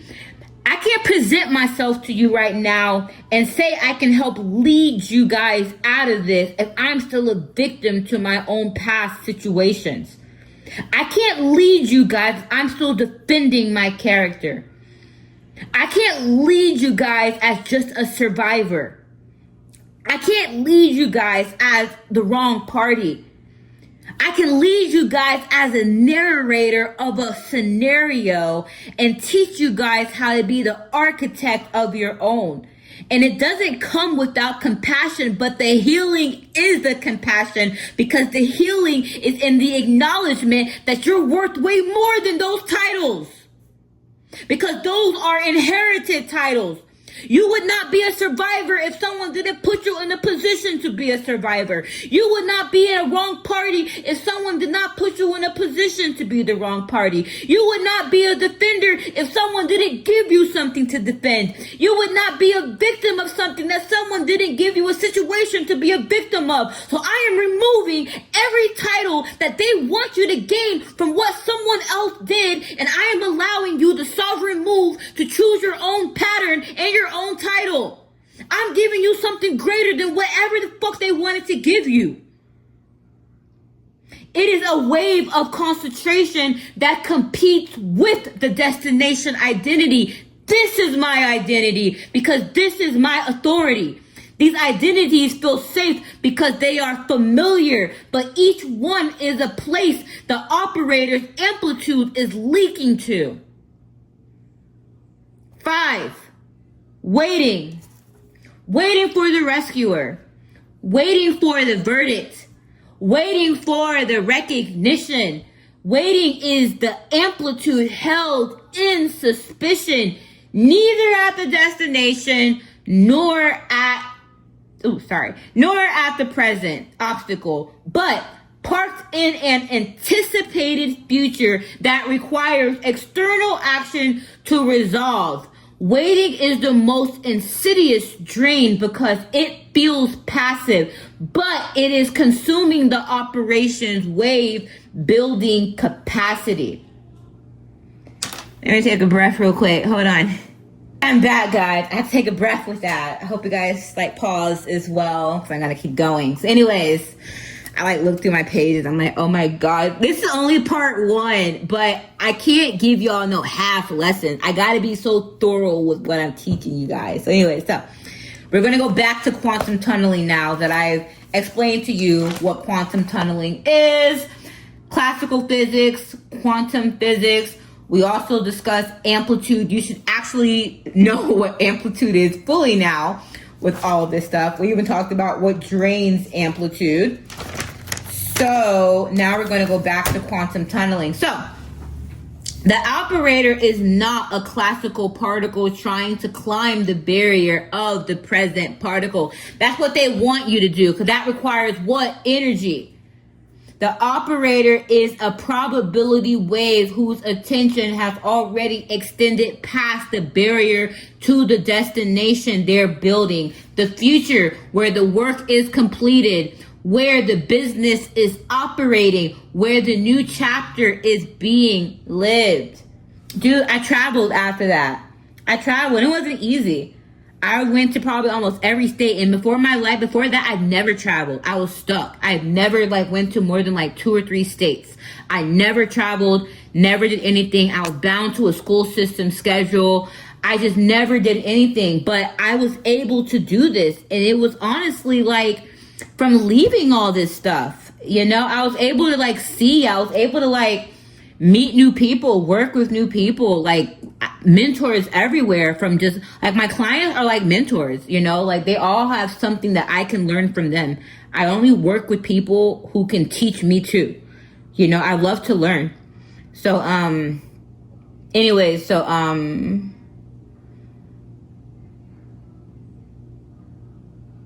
the future, the operator is not a classical particle trying to climb the barrier of present obstacles.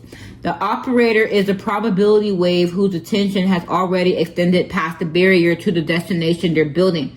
The future, where the work is completed, where the business is operating, where the new chapter is being lived. This is not imagery. It is the position on the other side of the wall where their wave already exists. So when your wave amplitude is strong enough on the far side, when your attention, identity, belief, and forward motion are concentrated at the destination, the present obstacle stops functioning as a barrier the way it would for a classical operator. So a classical operator is someone who's oh my God, they're doing all this stuff and I'm stuck and I can't move forward. That's a classical operator. Oh my God, I can't do this until this is done. Oh my God, I can't move forward because I have all these things. That's a classical operator. But the person, a person who recognizes the blockages and says, okay, well, I have this in front of me, that's okay, but they're constantly building for the future. So it's all right, I know I got this right here. I'm not saying abandon whatever you have going on. That's why this is for high level thinkers only. I'm saying you see the obstacles that are in front of you, but you're already planning for the destination. You're already existing in the destination. You already are funding that destination. That's quantum tunneling. So eventually all the stuff that's in front of you will naturally fall away because that's where you already are. So if you want something else, but you have obstacles here, what I did was I had an obstacle in front of me, so I couldn't move as fast to the destination. But what did I start doing? I started building that business. I started building that structure. I started building that. And now you guys see the manifestation of everything that I was putting together. This is me building that. I am so past that little stuff that happened. When your wave amplitude is so strong on the far side, when your attention, identity, belief, and forward motions are concentrated at the destination, the present obstacle stops functioning as a barrier in the way. It would for a classical operator. You do not climb over it. You do not fight through it. You arrive at the destination because your wave is already there. So when you meet your manifestation, when you meet what you're supposed to meet from what you are building, you're not just arriving there. You already built for that. You already have everything ready for that. So when I get an opportunity, when I get a client with this, when I get another problem to solve, it's because when I was in that trap, and this is actually what I planned to do many of times before, but it was like I didn't have the right structure for it. But me constantly looking ahead, because this is like 2 years in the making of me doing this, by the time I get there, it doesn't matter all the obstacles that happen while I was on my way. My wave is already there. So those future clients, those partnerships that I'm going to work with, they already exist. Because this version of me is actively present right now. And it's already creating that. Like I said, it's paid ahead. The present is paid ahead by the future. All right, so the obstacles do not disappear. The court case is still filed. The sabotage is still in motion. The barrier is real in classical terms. But the operator passes through it because your actual position is defined by where your wave is concentrated, has already moved past the barrier. Okay? So that barrier, I went through that. It was a real experience. It was not absent of the obstacle. It wasn't absent of the pain. It wasn't absent of anything that I went through. I went through it. But when I came to there, choice was the portal. I decided to tunnel through it. I decided that I was going to become so much more and get so much far ahead and build so much to where that would be irrelevant. It would look so stupid. I would be no character in there. Because how can an accusation that's based on incompetence measure up to something that's built off of complete intelligence? I mean, please. Anyways. So, this is what paid ahead describes structurally. Not visualization, not affirmation, not magical thinking. The wave position of the operator has been extended into the future she is building, and the present moment is being lived from the side of the barrier where she already exists. So I'm already existing as what I'm teaching. I'm teaching you guys this right now. Do I have those clients at this moment? No, I'm speaking to you now. So by the time you hear it, because I've already arrived. You're hearing that. I don't know when you're going to hear this teaching. I don't know when you're going to listen to this, but guess what? I would already have to be this person teaching this to you before you arrive for you to receive it. So what does that mean? I'm already there. All right. You cannot bypass, and this is going to be very important because people are going to hear this message and they're going to try to reteach this or try to bypass, and I'm going to save you from that. I can't save you from anything, but I'm going to give you this, this is like a disclaimer like part. So part 5, if you're following my syllabus, says why you cannot bypass. Quantum tunneling does not work as a shortcut for a particle that has not built its wave. The wave amplitude on the far side has to be real. It is determined by the particle's actual energy position and the structure of the barrier. We're going to talk about the structure of the barrier too. A particle cannot tunnel just because it wants to. It tunnels because its wave structurally extends to the other side.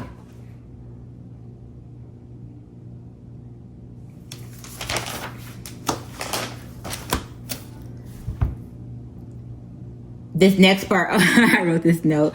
I said this next part is a disclaimer to protect my teaching from anyone who wants to use my vocabulary to guide or hide. Many will call their avoidance tunneling and their paralysis paying ahead. But my claim is backed by the unforgiving laws of quantum mechanics and hermetic correspondence. Quantum tunneling is not a get out of jail free card. It is a displacement of presence. All right, let's talk about the structure of a barrier, part 6. If you're following my syllabus, I'm so proud of my syllabus if you noticed already. Anyway, so a quantum barrier is defined by 2 variables, all right? So variable 1 is potential energy, letter V, and width, letter L.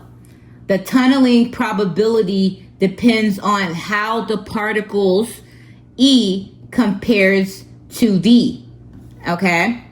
And how far the wave has to sustain amplitude across L before it reaches the far side. I'm gonna break that down because listen, I had to learn I'm still learning physics, which I love physics. I'm learning like a lot of different things at once, like psychology, physics, just so much stuff because it all ties together. So I'm going to break this down. That might have sounded confusing, but I broke it down for you guys to truly understand. So the potential energy is letter V, okay? And the width is letter L. And the tunneling probability depends on how the particle is defined by the letter E, compares to V, which is the potential energy, and how far the wave has to sustain amplitude across L, which is the width, before reaching the far side. So what does that mean? The wave function decays exponentially inside the barriers. This is the specific physics term, exponential decay, and it is exactly right. So the wave enters the barrier, and I put it's exactly right because let me tell you something real quick. A lot of people I've learned when I was reading, they kind of use like science to pretty up the language. I don't want to be that teacher. I want it to be backed up, so I have to really be careful about what I quote and what I put on here.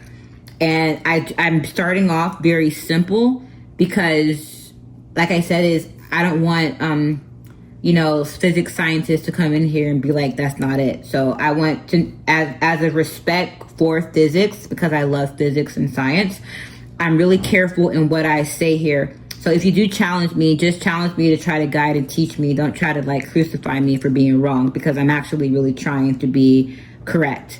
All right, so the wave function decays exponentially inside the barrier. So the specific physics term is exponential decay.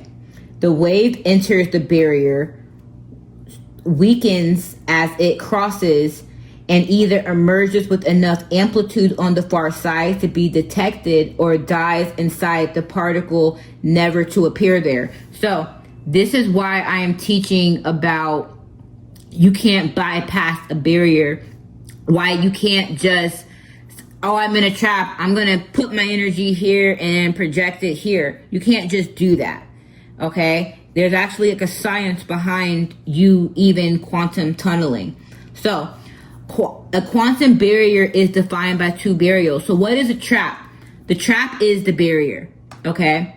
And it's defined by potential energy and width, okay? And the tunneling probability is how the particle compares to how the particle compares to the potential energy and how far the wave has sustained amplitude across the width. And so to break that down I broke that down into 3 categories. So consensus density is the height, and time lag is going to be the width, and remaining attachments is going to be effective potential. So in comparison to this, consensus density, B, is going to be the height. So the height of the barrier, because we're talking about the barrier. So a barrier in this sense is the trap that people try to build against you. And as we discussed is, you are the particle, okay? So there's a barrier that is built, and then you are the particle. What do we say in classical physics? A particle cannot just go through a barrier without the energy to go over the barrier. It would just bounce back. But we said in quantum physics that there's a probability wave that if the amplitude is strong enough that it will go to the destination at the other side of a barrier, which will actually make the barrier seem like a ghost. Okay, I'm trying here. I'm telling you, give me a couple of years. I'll be like a pro at explaining this stuff. I'm still like a baby. Give me a couple of years. Anyway, so the wave function decays exponentially inside the barrier, okay? And we said that means exponential decay. The wave enters the barrier, weakens as it crosses, and it either emerges with enough amplitude on the far side to be detected, or it dies inside. So if you try to like bypass, you'll get to that barrier. You'll try to, but it won't be strong enough to get past the barrier. So your amplitude has to be so strong to where as it gets through, a part of that barrier decays for it to emerge to the other side. Consensus density as the height. So potential energy. The height of the barrier can be usefully mapped to how much collective agreement exists that the problem is severe. A gossip campaign has low collective agreement. A federal indictment has massive collective agreement. Okay, so this will talk about the height of it. So this is defensible because the operator's felt experience of the barrier is generally proportional to how many other people and systems reinforce the barrier is real. So if you're trying to, so let's say there's you and the barrier is a gossip campaign. So what it's saying is the potential energy. So this is the V, the height. So the height is the potential energy. So the potential energy of a gossip campaign has low collective agreement. Okay, so this is the consensus density. Okay, but it's a bigger height if it's a federal indictment, because there's like systems that are putting like all of that in place to block someone from going through it. Okay, so potential energy. The height of the barrier can be usefully mapped to how much collective agreement exists that the problem is severe. So a gossip campaign has low collective agreement. A federal indictment has massive collective agreement. Okay, so next is time lag. Width. So note width is. The width of the barrier is the distance the wave has to sustain amplitude across before emerging. In live terms, this is the time between the operator's decision to move to the destination and the physical manifestation of that arrival. Longer waves require sustained amplitude for longer when requires more structural work. So if you have let's say if you know how when they say you manifest, you have to hold that state for a very long time. So let's talk about me. I have like a sabotage campaign happen like 2 years ago. 2 years ago. So imagine for me, the height of that was the consensus density. So it was the amount of collective agreement. Now, I don't know everything or how much collective agreement was, but I do know I had a court case that was affected by it. I do know that I had all my family against, and the friends of the past and people who I worked with of the past and whoever else. I'm not really sure because I kept looking forward. So I don't really know how much was all invested into it. I just know that it was powerful enough to where someone could throw in a little lie that they had no proof on and literally get people to agree to try to roll something on. So that was mine. So the height of that was pretty high. Okay. And then the width of it, the time was very wide because it was a long amount of time. So people had to keep structurally doing something to make that happen. I went through a lot of sabotage for a long time, probably like literally almost like 3 years now. I went through stuff. So that was the height and the width. So the height, like I said, it was the consensus density, the potential energy that builds the barrier, and then the time lag. So it's B as in the height, and the time lag is the width, which is represented by the letter L. Okay, what did I say? The structure of the barrier is defined by those two barriers, the potential energy, the height, and then the width. So it's the amount of people, the amount of structures, the amount of stuff built to block you, and then how much time it has to block you over time. You're going against those two things there as that particle. Okay, let's keep going. All right. So, remaining attachments is effective potential. That's the last variable. Okay. The barrier is not just external. Its effective height is reinforced by the operator's own attachments. The parts of you that still wants justice from the system you are trying to leave. The parts of you that needs to be seen winning. Every unresolved contract adds. So that for me, I already had everyone there. So I have to cut off all those attachments. But the attachments that were hidden that I had to cut off was the pain that I felt from all of it. I have to heal every freaking wound. So that means I have to go into childhood wounds, the wounds of me not receiving validation as a child, the wounds that I was punished for speaking up, the wounds of people trying to say that I'm mentally this my whole entire life. Well, I am actually damn near a genius, if not that. But all of these freaking wounds I had to heal from. Those wounds that were connected to external validation that I thought that external validation had to resolve. That was another factor in the wall.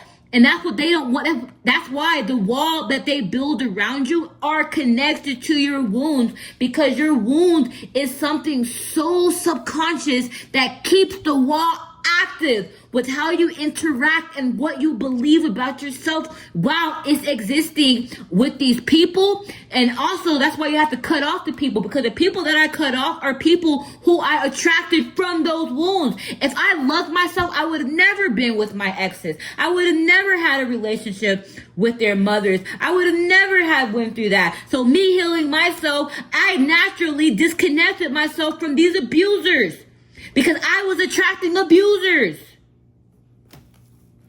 The barrier is not just consensus density. It is a competition between two sources of authority. The operator's own interior.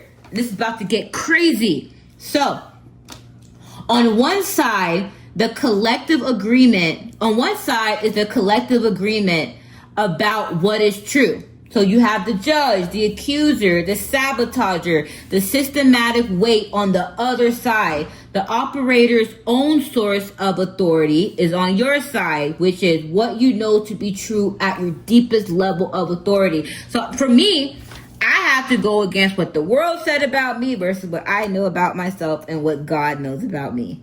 Those are the two different battles that are going on right now. You have to bow to one.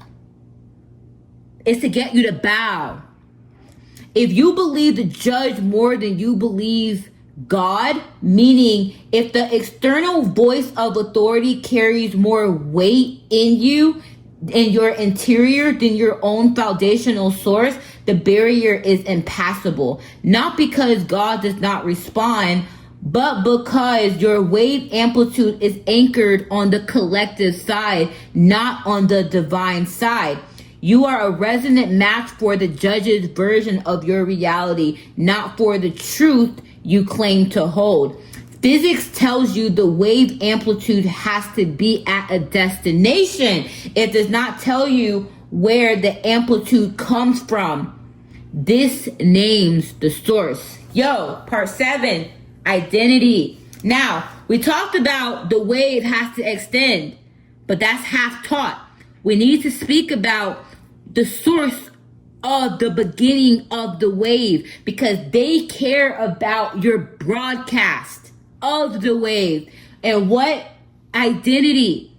It's all a if someone wants to assassinate your character, this is a battle of your identity. It's a battle of who you bow to. So why God? Identity. Part 7. For the operator who holds a genuine relationship with the divine, God is not an external authority to be consulted. God is the operator's foundational source of identity. I am because God is. This is not a doctrine. This is the operator's actual ground. So for me, everyone thought I was crazy because it was like, you guys are telling me this. God is telling me to heal. When I was in that court situation and I heard to do this by a certain time, I also heard God. And a lot of people would say, you're crazy for that. And I had to literally battle that. I had to battle 2 authorities. I had to battle this external stuff. And then I had to battle what I knew to be true. And I had to take a bet. Because it's a competition between 2 sources of authority. I'm going to go deeper into this. This makes so much sense for you guys. When the barrier arrives, the accusation, the trap, the setup, 2 voices compete inside of you for the position of authoritative source. When the collective voice says, you are the accused, you are the wronged, you are the sabotaged, you are the one, this is happening to you. That's what the collective voice says. The divine says what? What does he say? You are who I say you are. Whichever voice you believe more is the voice that determines your wave amplitude. If you believe the collective, your amplitude is anchored to the collective version of you.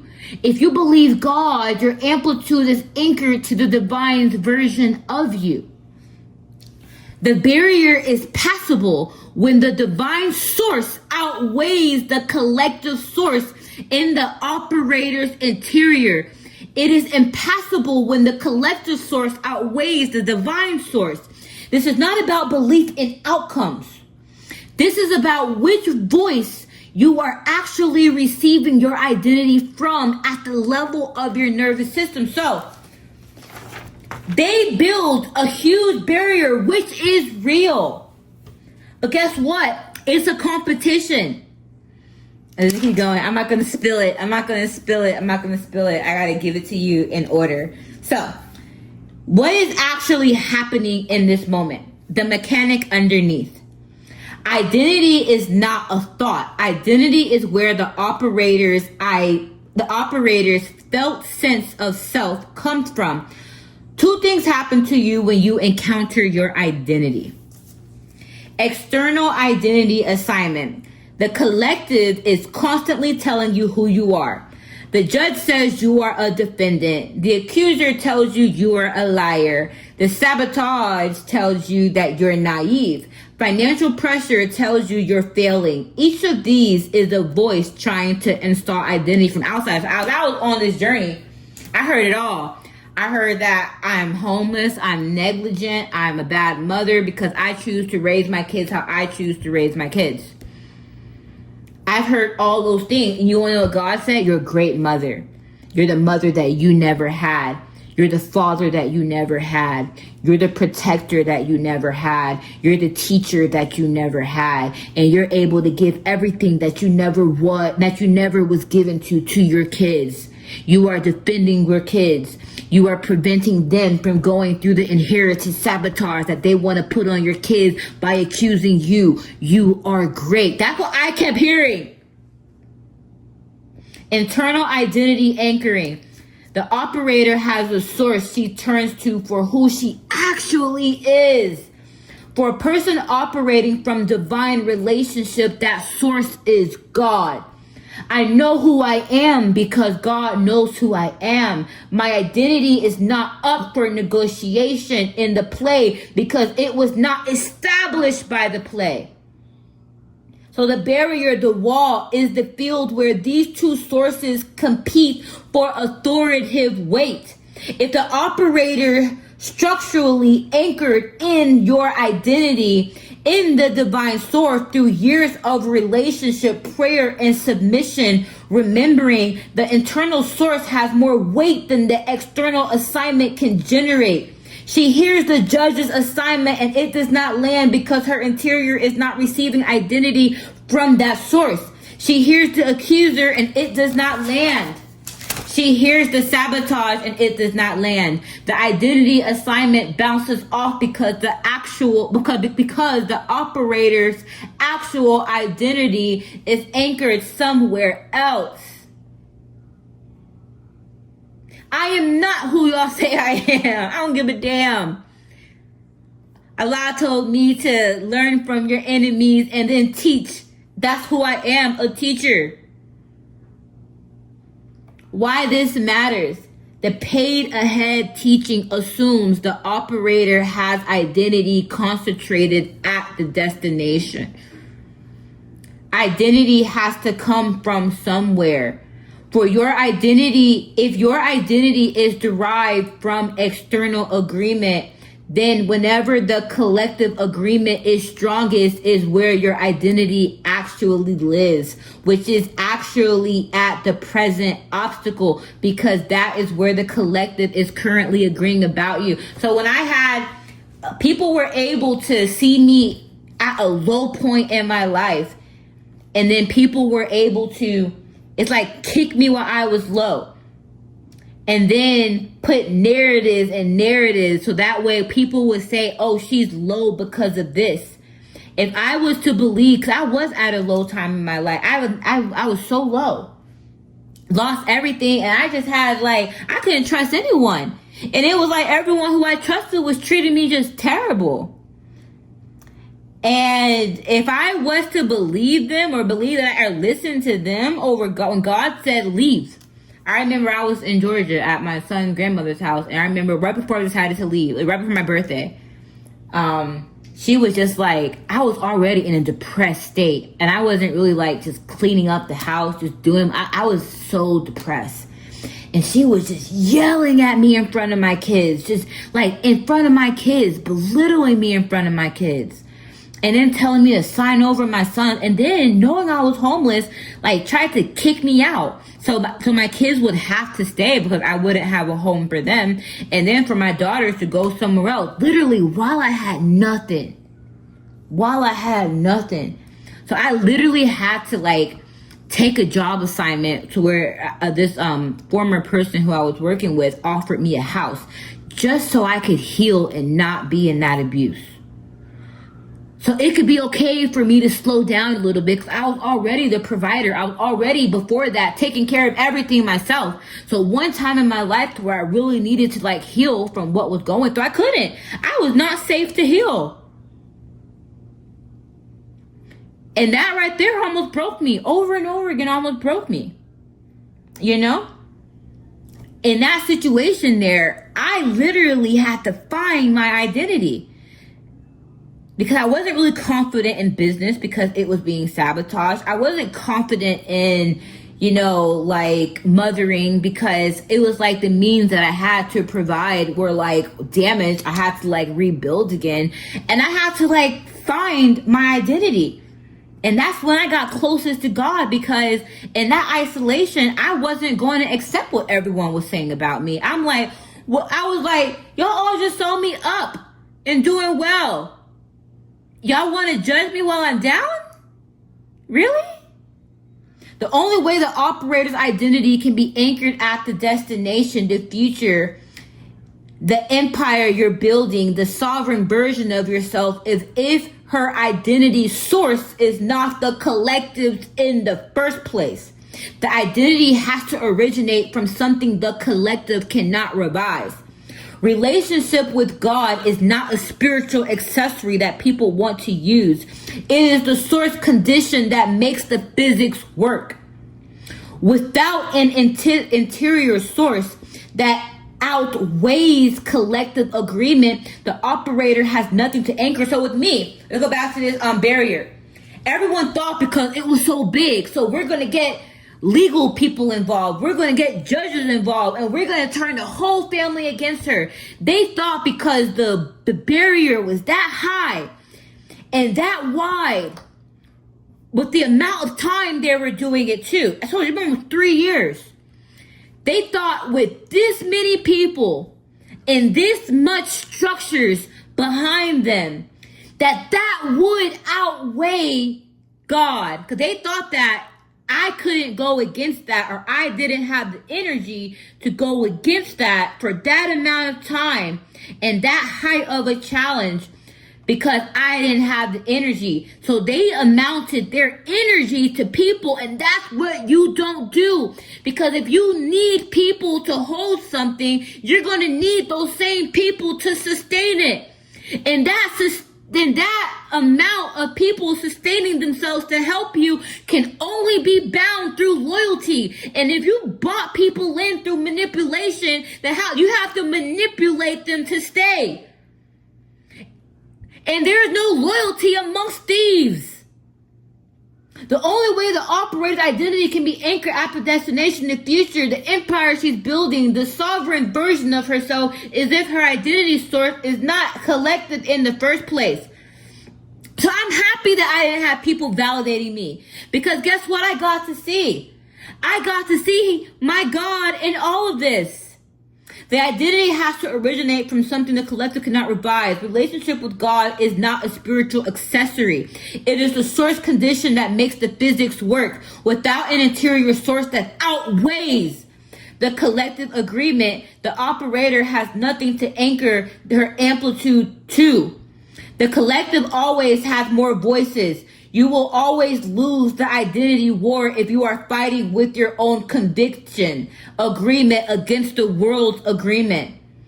You win the identity war by not fighting at your own scale. You win by drawing your identity from a source that is not on the same axis as the collective.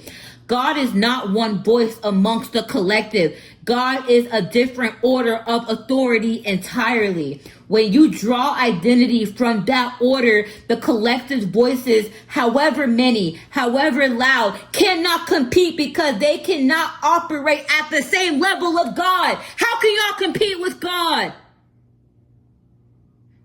Answer that. How can y'all compete with God? So the way that particle can tunnel through is if the source of the particle is anchored and rooted from a source that outweighs any barrier.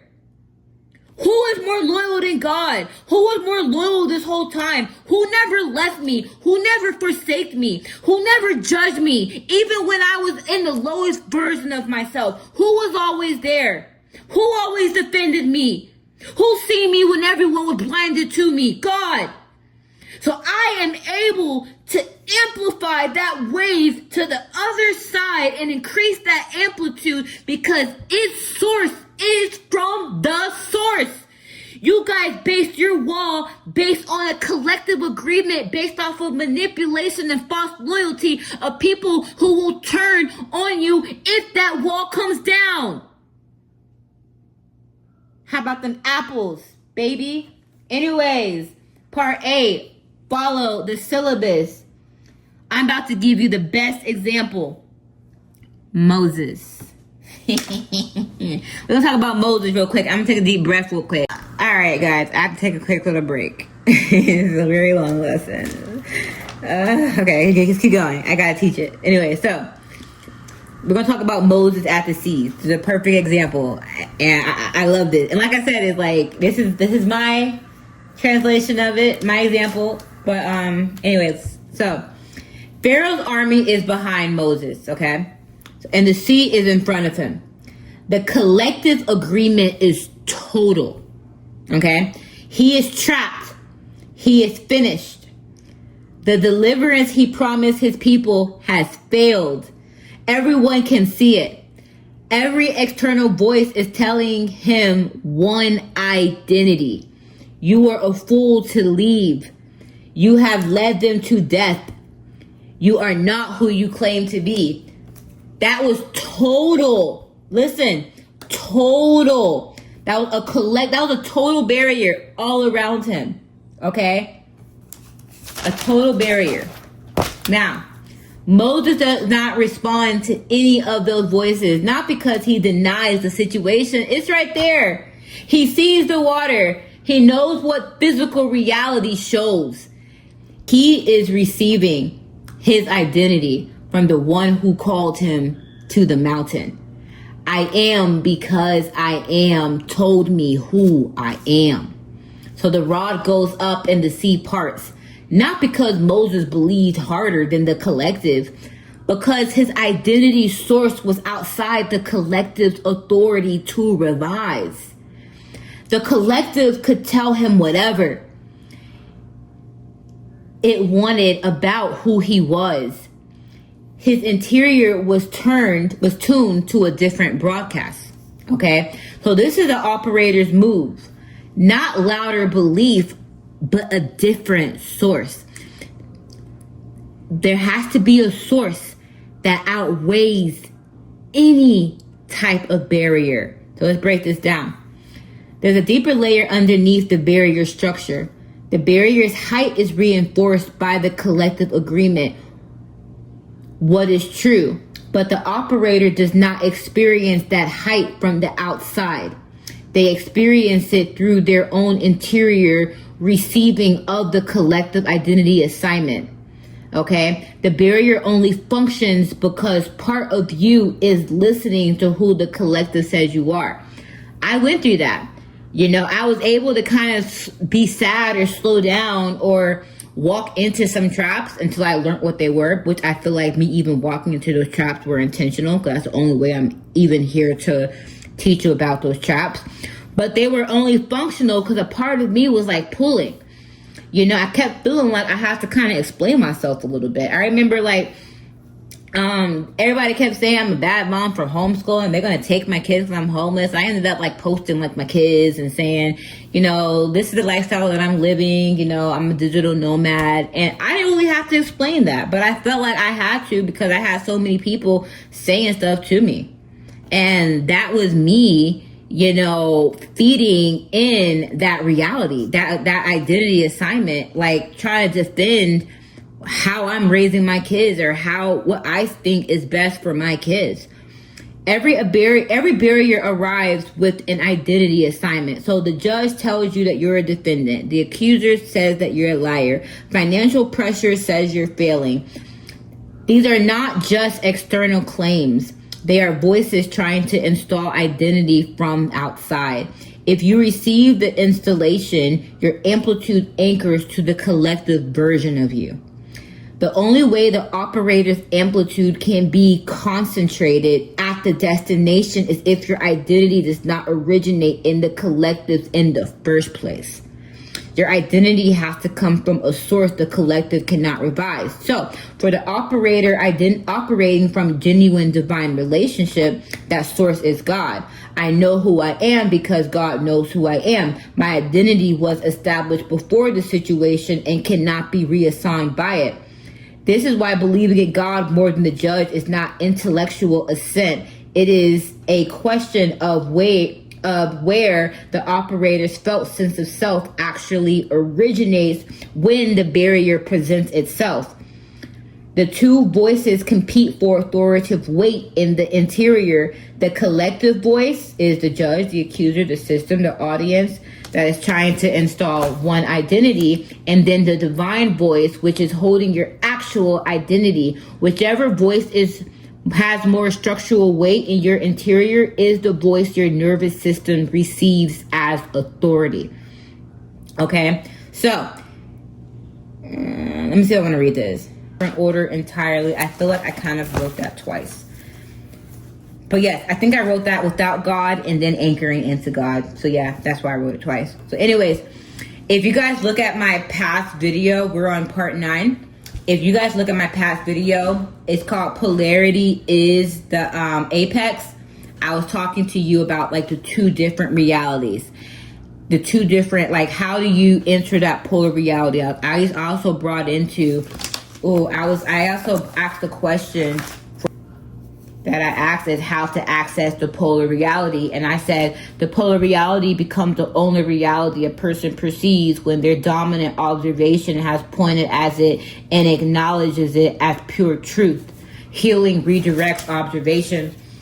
It's crazy how all this comes in. So when I was going into the Moses example, it's like Moses was moving along that arc that we was talking to you about on the pyramid. So the 7, and it happened in 7 stages. Okay, so Egyptian identity, he was in the false pole, stripped, to divine encounter, to the initial contest, to the false freedom refused, to the barrier chosen, to the crossing. So here's the stages that Moses went through with entering that true reality after coming out of the false. So he first started off in the Egyptian identity. And this is also why it says you cannot bypass. And this is how you are able to quantum tunnel. All right, anyway, so Moses is inside of Pharaoh's world, the Egyptian identity. He's raised in a palace. He's the prince of Egypt, operating from an identity assigned to him by the system that raised him, the false pole. The Egyptian identity is not the identity his source established. It is the identity the empire installed.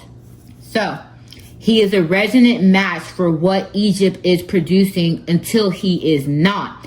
The moment he kills the Egyptian overseer, the fracture appears. Something in him is not what Egypt made him.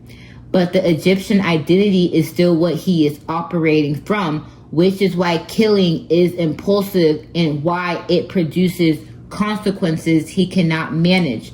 He is acting from the false pole and the results reflect that instability. And I'm going to tell you guys, please watch the Polarity is the Apex videos to truly understand what the false poles mean, because I do not have the stamina to go over that right now. This lesson is long enough.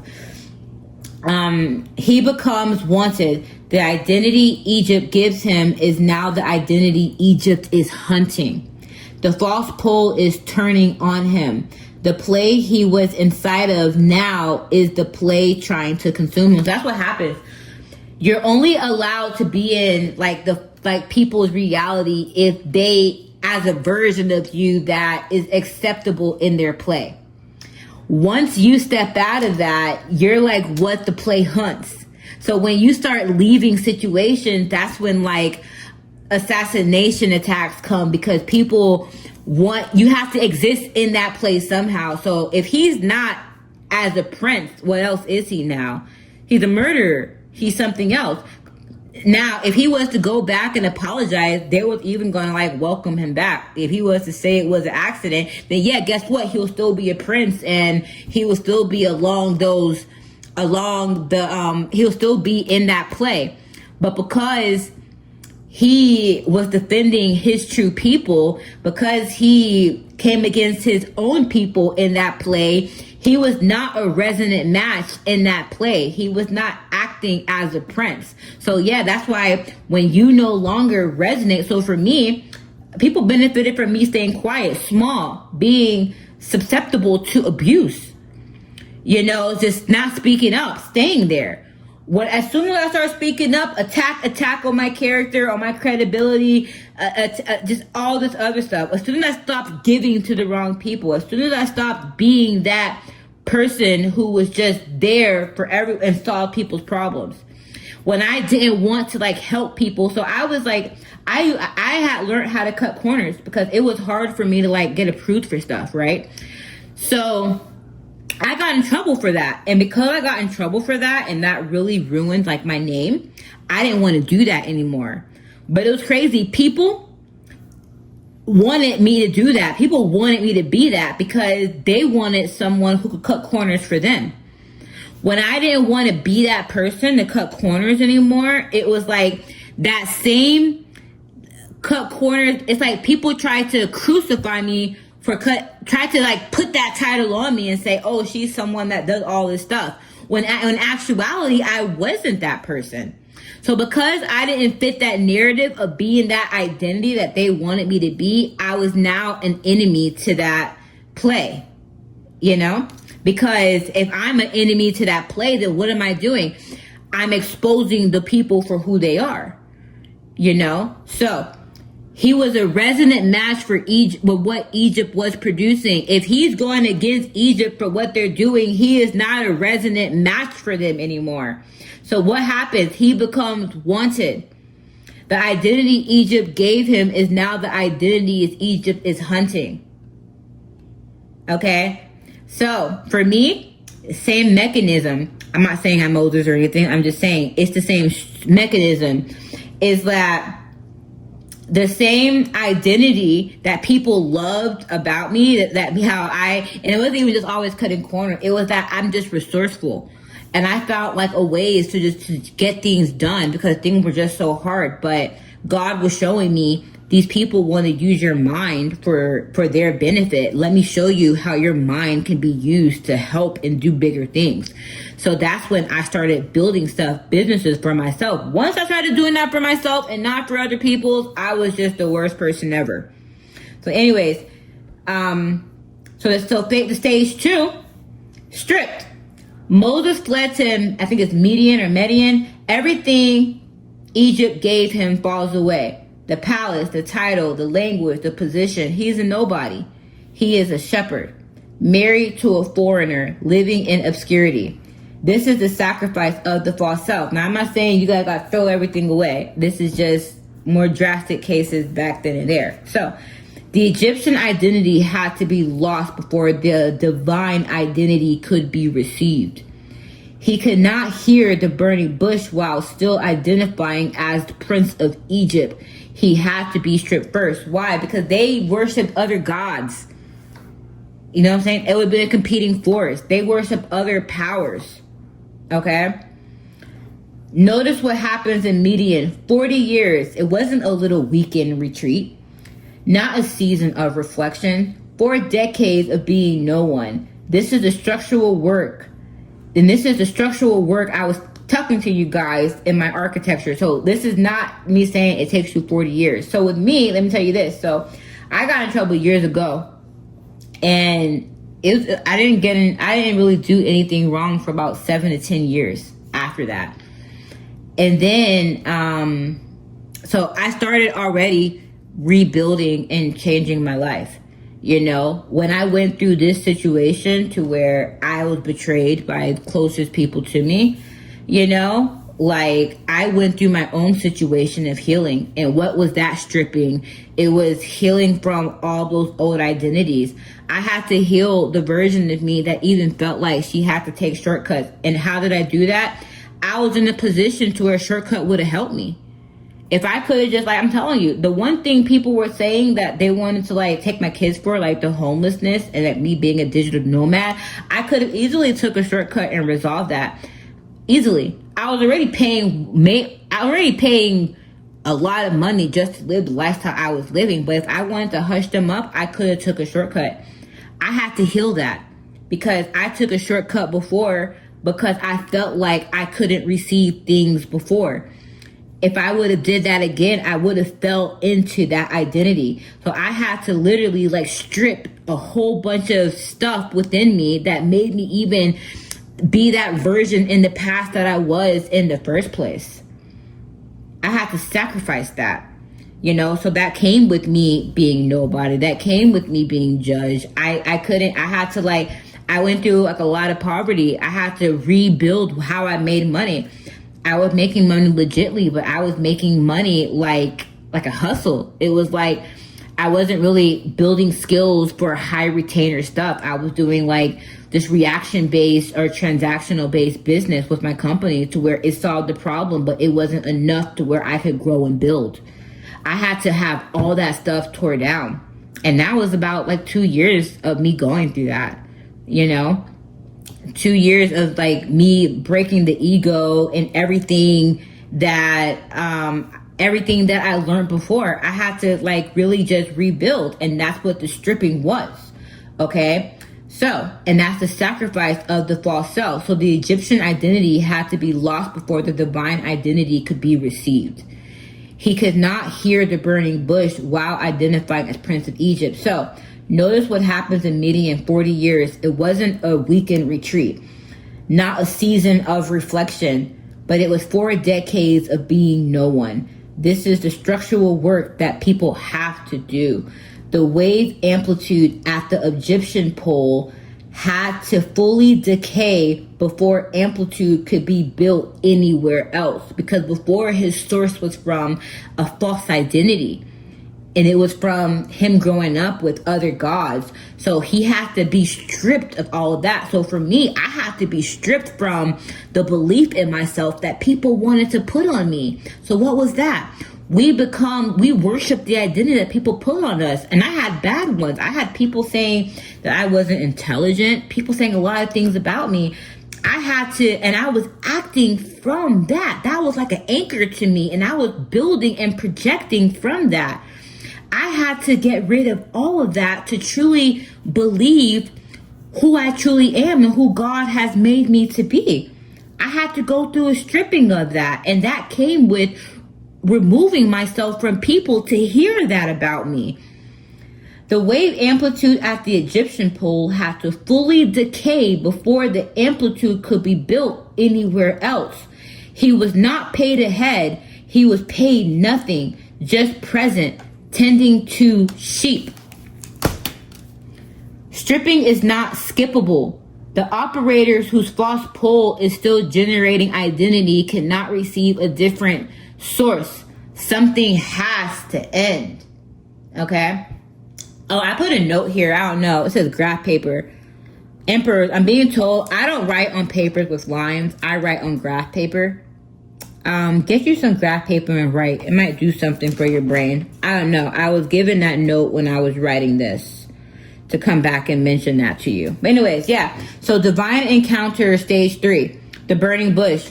God shows himself. The identity source appears. This is the moment the pyramid architecture describes. The operator meets the truth pole, not as concept, as direct encounter. Okay? God says who he is. I am who I am. And in doing so, he establishes the source Moses' identity can now be drawn from. Okay? So notice the exchange. Moses asks who he should say sent him. God does not give him a description or a doctrine. He gives him a source of being. I am. The name is the identity itself. This is not information. This is transmission. Moses is being connected to a source that operates at a different order than any collective agreement can touch. So Moses resists. He says, who am I to go to Pharaoh? All right. And this is crucial to remember. The old identity is still trying to filter the mission. The Egyptian identity says, I am not qualified. The stripped identity says, I am nobody. The divine source is now offering him, you are who I say you are. The competition of identity sources has begun in his interior. God does not argue, he confirms, I will be with you. The source itself is the qualification. Moses does not need to become qualified. He needs to receive identity from the source that already knows him. The initial competition of power, stage 4. Moses returns to Egypt, the rod, the serpent. Pharaoh's magicians match him move for move. This is the false pole demonstrating that it also has power, that its version of reality is not empty, that its authority is real within its domain. This is the layer of teaching that most operators miss. The false pole is not weak. I didn't come against weak people, I'll say that, but it was powerful in the amount of force that was built against me. But it was strong by perception. The Egyptian magician produced real actual serpents. The consensus reality has real source. This is why the barrier is high. The lie has infrastructure. The play has resources. The collective agreement is not fabricated by nothing. It is fabricated by real energy expenditure. But when Moses' rod swallows the serpents of Pharaoh's magicians, the demonstration is not that one power defeated another. The demonstration is that the source Moses is drawing from operates at a different order. Same dominion, serpents, but different source. Pharaoh's power is derived. Moses' power is direct. Same manifestation, different origin. And the origin is what makes one absorb the other. Both poles produce reality, but one pole is derivative. The other is source. When source meets derivative, source absorbs derivative because it operates at the level the derivative is only borrowing from. So the other people are, there's only one source. It's like power can either be used for a hospital to heal or be used for an electric chair to you know what. You get what I'm saying? It's the same source. It's other people putting like another name to it and then using that as the middleman and then him taking his power directly from source. So any trap or barrier that believes that it's more powerful than source, God will swallow that and God will destroy that. Because it too is borrowing whose power? Source power. So God hardens Pharaoh's heart. And this is so important for you guys. I need you to hear this. So this is the piece that confused theologians for centuries. Why would God harden Pharaoh's heart if God wanted the people freed? Why prevent Pharaoh from freeing them? I went through this myself to where I was in a situation to where I did all the right things and everything went against me. And then God showed me this truth way before I learned this lesson. Because if Pharaoh freed them, the freedom would have come from external permission. The people would have been freed by the very authority they needed to be structurally independent from. The Egyptian pole would have retained final authority over their freedom, even in granting it. So I have to realize that me just fighting in something and expecting for someone to grant me freedom means that if they have the power to grant me freedom, then they have the power to take it away. The hardening was not cruelty. The hardening is structural necessity. The people cannot receive freedom from the authority they need to leave, because receiving freedom from that authority reinforces that authority's ultimate power. God is refusing to let the deliverance come from the wrong source. Grace does not come from the oppressor's decision to release. Grace comes from the operator's alignment with a source outside the oppressor's authority. If the oppressor gives permission, the operator is still operating within the oppressor's system. now on better terms, but still on those terms. If God bypasses the oppressors entirely, the operator is now operating from a source the oppressor never had authority over. So Pharaoh's hardened heart forces the deliverance to come through a source Pharaoh cannot control.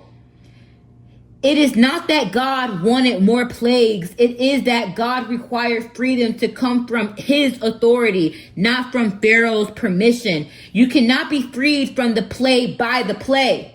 You can only be freed from the play by aligning with a source that operates outside the play's authority. The universe hardens the oppressor's heart to prevent false liberation.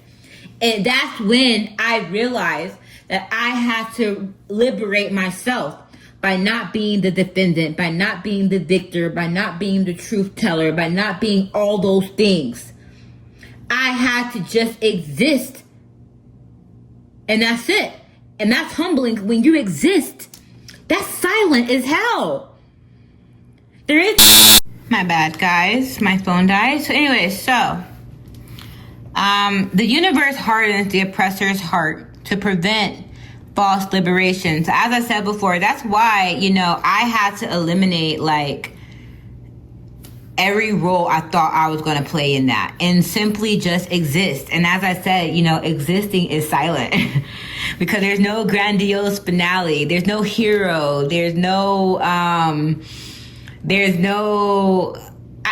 It's just you existing. And that is the blessing. Because if that timeline does not exist and you want it null and void, then guess what you would be doing if it never existed? You would just existed. Anyways, so the barrier on both sides. Moses leads the people to the sea. Behind them, Pharaoh's army. In front of them, the water. He has structurally led them to a place where every classical option is closed. Okay? This is the pyramid at its apex. Both poles fully manifest. The false pole behind, Pharaoh's army present. Egyptian identity coming to reclaim them, saying, "You are ours, come back, we will grant you life." The barrier in front, the water, representing the classical impossibility of forward motion. Okay? Notice what happened structurally. The people cannot go back, they cannot stay, and they cannot go forward through classical means. The situation has been engineered to force one specific choice: alignment with source, and the tunneling that alignment makes possible. This is why the pyramid architecture mattered. Both poles are visible. The false pole is not hidden. Pharaoh's army is right there. But the choice is not between the pole and no pole. The choice is between two fully manifested realities, and which one the operator draws their identity from in the moment of the barrier. Stepping forward, stage 7, Moses raises his rod and he steps forward, not towards Pharaoh, backwards into the old identity, not staying still, waiting for external rescue, forward into the classical impossibility. This is the moment of source alignment. The step forward is not built on evidence that the sea will part. The sea has not parted yet. The step forward is built entirely on the source Moses has been receiving his identity from since the burning bush. I am who I am. I will be with you. The step is the covenantal yes made physical. So, and in the moment of the step, the sea parts, not before, not as evidence to justify the step. The parting is response to the step. The alignment came first. The physics follow. That's why I said you can't bypass. Moses' wave amplitude was concentrated at the destination, at the freedom his source has already established before his body crossed the barrier. When his body stepped forward, it was stepping into a location his identity already was. Comprende? Comprende. The barrier presented itself as passable because his wave was already on the far side. Pharaoh's army follows into the parted sea. They step into the same place Moses stepped into, but their wave amplitude was not concentrated at the divine source. They were operating from Egyptian identity, from Pharaoh's authority. So when they entered the barrier, they had no amplitude on the far side. The sea returned. Their classical objects subject to friction, gravity, and resistance. They could not tunnel because they had not built any wave. They tried to bypass, and the bypass killed them. So that's why a lot of people try to latch on to people. So when you start building, like if they see that you're building like a business going to go far, they want to latch on to you so they can get on too. They want to latch on with your amplitude, with your wave. That's why you got to be careful about business partnerships that comes in when you're actually moving forward in a direction, especially if people can see that you're moving in a direction towards success. Okay, so people will either try to hold you back, or they'll try to latch on to you too, or they'll try to bind you with a baby or bind you with something, okay, to where you have to pour into them from your success. So the Moses arc walks the entire pyramid in one story. Base is the mentalism, the substrate of identity. Moses' identity being reconstituted across the whole arc, from Egyptian false pole to stripped identity to divine encounter to the truth poles. Okay? Both poles are real, both actually producing manifested consequences throughout the story. All right? So, part 10. I know this is a long one, but divide it up, because I have to give you this whole part 1, but this is part 10 of the whole part 1. I know it's crazy. There's only 13 parts. Follow me. So, there's another example of tunneling, which is the Yeshua contrast. Okay? And I'm not going to go fully into the Yeshua part until part 2. For a lot of reasons. It's because this whole lesson is about quantum tunneling. Part 2 is about the consequence of it too, because there has to be a consequence. I can't just teach you without telling you the side effects of it. So I'm going to go into the Yeshua contrast, and then we're going to wrap this lesson up. Okay? So I went into a deep thought about Yeshua in this whole thing, because I was like, all right,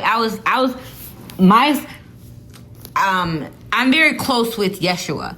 So I had a lot of questions going through my own stuff, was like, well, if Moses could do this, then why didn't Yeshua tunnel out of his situation? Because he was directly, and like embodying source, he had the authority, he had everything. So, I mean, it was more difficult for Moses because Moses went through a lot of identity issues and anger issues, and he battled the flesh and the ego a lot. We hear that in his journey. So I was like, okay, well, why didn't Yeshua tunnel with the Romans? So then I figured out some stuff. So in traditional Christian readings of the crucifixion is that Yeshua sacrificed himself to save others, that his death paid a debt, satisfying a wrath, redeemed humanity.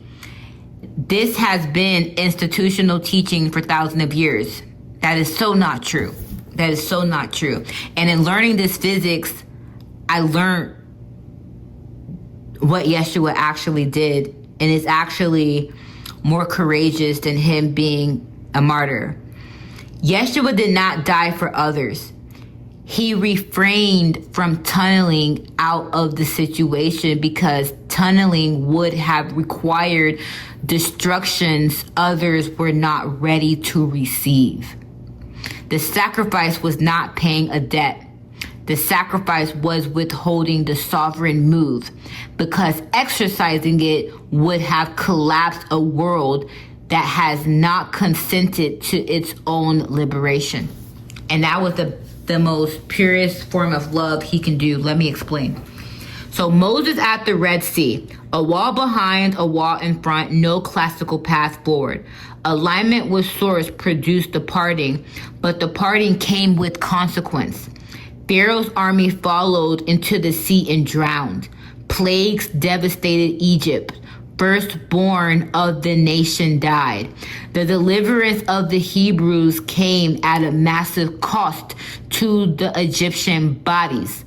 Moses' tunneling was not clean. It was survival through the collapse of the opposing force. Yeshua was in a structurally different situation. He was operating in a polarity where he was almost alone at the truth pole. And the collective around him, the Romans, the Sanhedrins, the crowd, was operating from various false poles. The intensity of the difference between his amplitude and theirs was extreme. If he tunneled out, disappeared before Pilate, called down the legions of angels, the text says, were available to him, the mechanic of that departure would have required something to happen to what he left behind. Consequence has to land somewhere. The particle that tunnels through the barrier does so without destroying the barrier, but the barrier still stands. The people inside the barrier still stands. The operator using tunneling to escape imminent violent actions against him would have required the situation collapse in some sort of way for the departure to be complete. The collapse in Yeshua's situation would have been catastrophic, not because Yeshua could not have tunneled, because the collapse would have consumed the people who have not yet arrived at the level of readiness where the truth pole could be received without violence. Remember, what Yeshua had to go through a stripping. Moses went through a stripping. In order for him to go to the stripping, they had to deny Yeshua had to leave. And Moses ended up murdering someone, and then he was in the desert for 40 years. You understand? So in order for them to even get to the truth pole, they would have had to go through a stripping. The Romans and the Sanhedrins, the crowd participating in the play, if he had exercised sovereign departure with the same force Moses used at the sea, the machinery of the play would have broken against them the same way. Pharaoh's army broke against the returning water. Yeshua chose not to break them. Not because they deserved to be spared, because they were not ready. And the operator whose amplitude was that concentrated at the destination, the operator whose identity source was that structurally coherent with the divine, knew that exercising the tunneling in that moment within a chapter of humanity's arc that was not ready to end. The sacrifice was structural restraint. He stayed classical. He allowed himself to be treated as a classical object, a subject to Roman force, not because he could not tunnel, but because the tunneling would have required collapse of consciousness he was not willing to force on those who had not consented to it. And let me tell you how we know that still occurs now. The traditional atonement theology has real problems. Why would a loving God require death of an innocent son to forgive humanity? Why would the mechanics of salvation depend on blood sacrifice? Reallocate the meaning of sacrifice. He did not die to satisfy God's wrath. He died because exercising the sovereign move would have required destroying humans who had not yet arrived at the readiness to be included in the new pole, heaven state. The love was restraint, not in death itself. What did he say? Father, forgive them, for they know not what they do.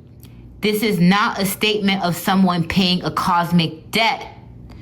That was a statement of an operator whose consciousness was so far ahead of the collective that he could see they were operating from ignorance rather than genuine opposition. They were not choosing evil freely from a position of clear sight. They were caught in a play they could not see themselves inside of.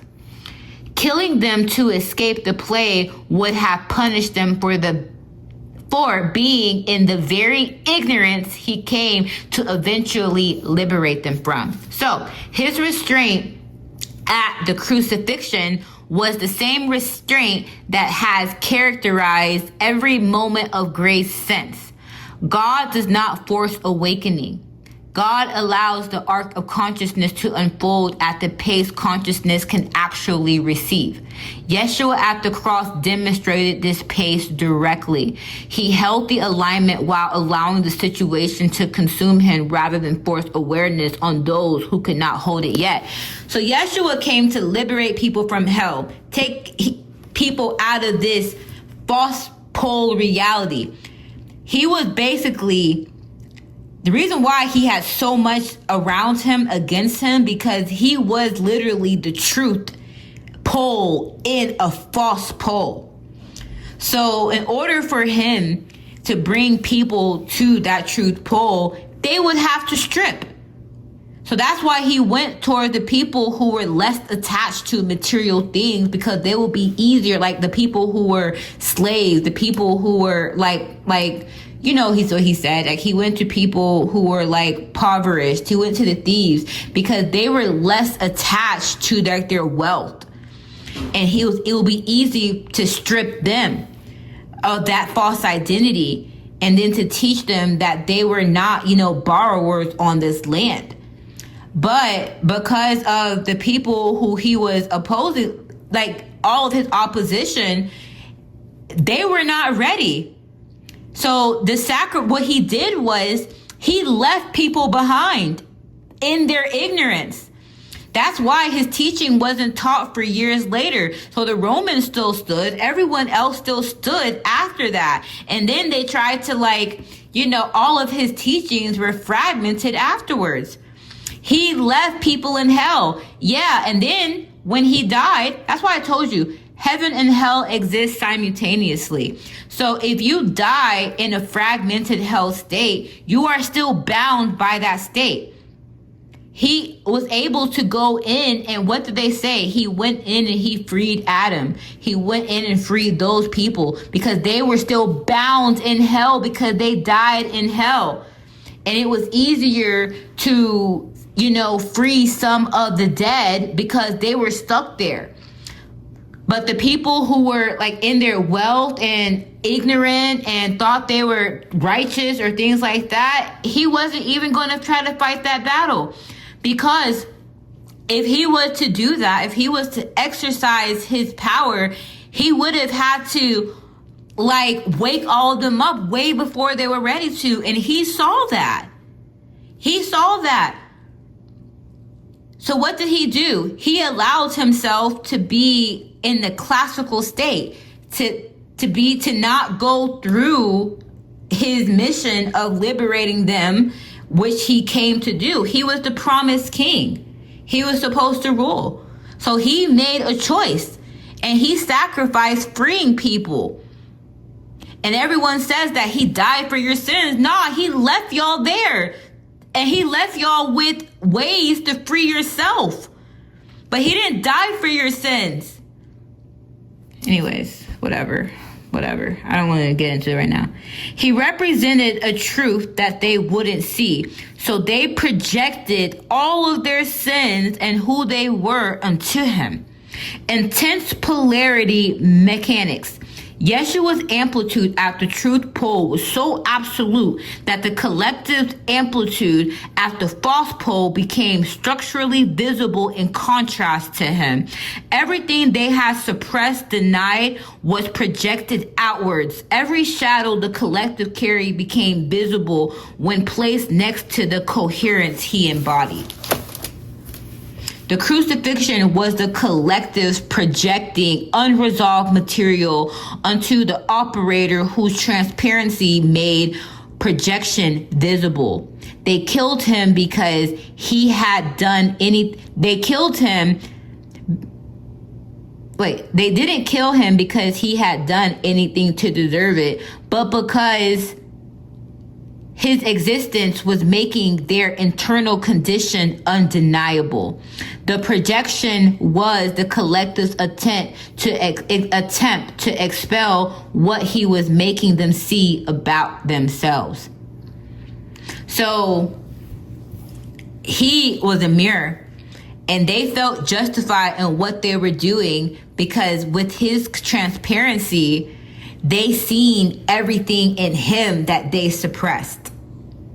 Who they could be, who they could rise to being, who they were supposed to, who they were supposed to be. That's what he represented. And so instead of becoming that, they projected everything else unto him.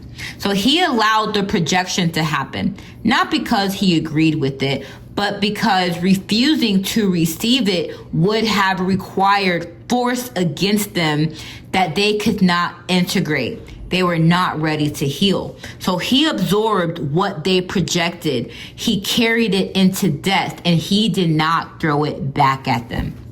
So that's why a lot of people do these sacrificial rituals, because they want to put their karma onto people to avoid their karma, so that they can keep doing what they're doing. This is polarity operated at maximum. The pole that holds absolute truth becomes the surface everything false is projected unto, because polarity structurally requires the false pole to be visible somewhere. And if the operator refuses to be an antagonist on the false pole will project itself unto them and make them the antagonist by force. So Yeshua allowed this. He became the surface the collective shadow landed on. That absorption was the mechanism by which he took what they could not carry unto death with him. And I'm going to save my left behind teaching for the next lesson. So let's go back to quantum tunneling now that you have those two examples on what happens when you quantum tunnel, and what happens when you remain a classical object, and that's a classical particle, and that's what Yeshua did. But he still tunneled past death. We'll talk about that later. So anyways, back to quantum tunneling. So what happens to the wall? That's what we all want to know. If I am tunneling, what is the wall doing? Is it still there? Does it collapse? Does it move? And does it disappear? What does quantum tunneling actually say about that wall? So in physics, the wall does not disappear. The wall does not move. The wall does not weaken. The wall is wall is still standing, and the particle is simply no longer in front of it. And by the way, class, this is like, after I do part 2, this is like my last long form way of doing it, which is extremely the hard way. I have an easier way I'm going to teach this. But these are my foundational lessons, and every other lesson after this will be built off of what I'm teaching here. So yeah, enjoy this long form stuff, because this is it. After part 2, this is it. So anyways, the wall is the situation, the court case, the sabotage, the accusation, the barrier in classical terms. So when the operator tunnels, the situation does not collapse. The situation continues to exist exactly as it was. So the legal filing is still in the system. The sabotage is still in motion. The accusation is still on record. What changes is where the operator is, no longer standing in front of the wall trying to climb it. Because that's what the purpose of the wall even being built. You have emerged on the other side. The wall is still there, but you are not. So the wall does not need to collapse for the teaching to work. The wall is allowed to keep existing. The operator simply is not where the wall is anymore. So the wall is now behind you. It is still a wall, but it is a wall in a place you no longer occupy. This is operationally important because it means that the operator does not have to fight, refute, or even acknowledge the wall. The wall takes care of itself. It continues to be a wall. Other particles can still hit it. People can still be stopped by it, but you are not one of those people. You emerged past it because your wave was on the far side. The wall remains the same. Your position changed. Okay? So, what happens to the wall over time? So, this is a very important part of the wall because it teaches you where you have to be. The wall was built. Walls do not exist in nature the way trees or mountains do. Walls are constructions. They require maintenance. They require someone to keep them standing. They have a half-life determined by the energy invested in maintaining them. So the wall the operator faced was not constructed by someone.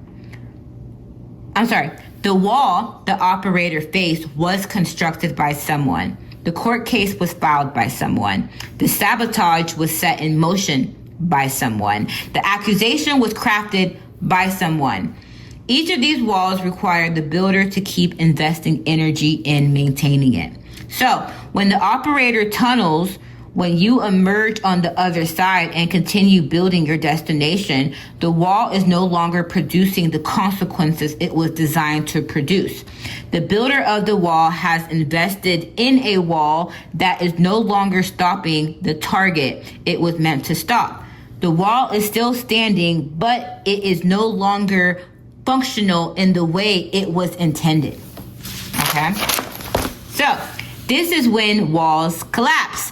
Not because the operator destroyed them, but because the builder eventually realizes the wall is not working and stops investing in it. Or because the builder runs out of resources to maintain it, or because the wall outlives the relevance of what it was built to prevent. Walls that no longer produce their intended consequences eventually fall, and not from outside force, but from the withdrawal of energy that was holding them up. So what do people use to keep a wall up? If it's like a whole bunch of people, they need those people. And a lot of the time they had to manipulate the people. And what were those people? Energy. So it's the withdrawal of energy. When people see, and I'm gonna get into that, when people see that the trap was built off of BS, they start losing energy, losing people that held it up.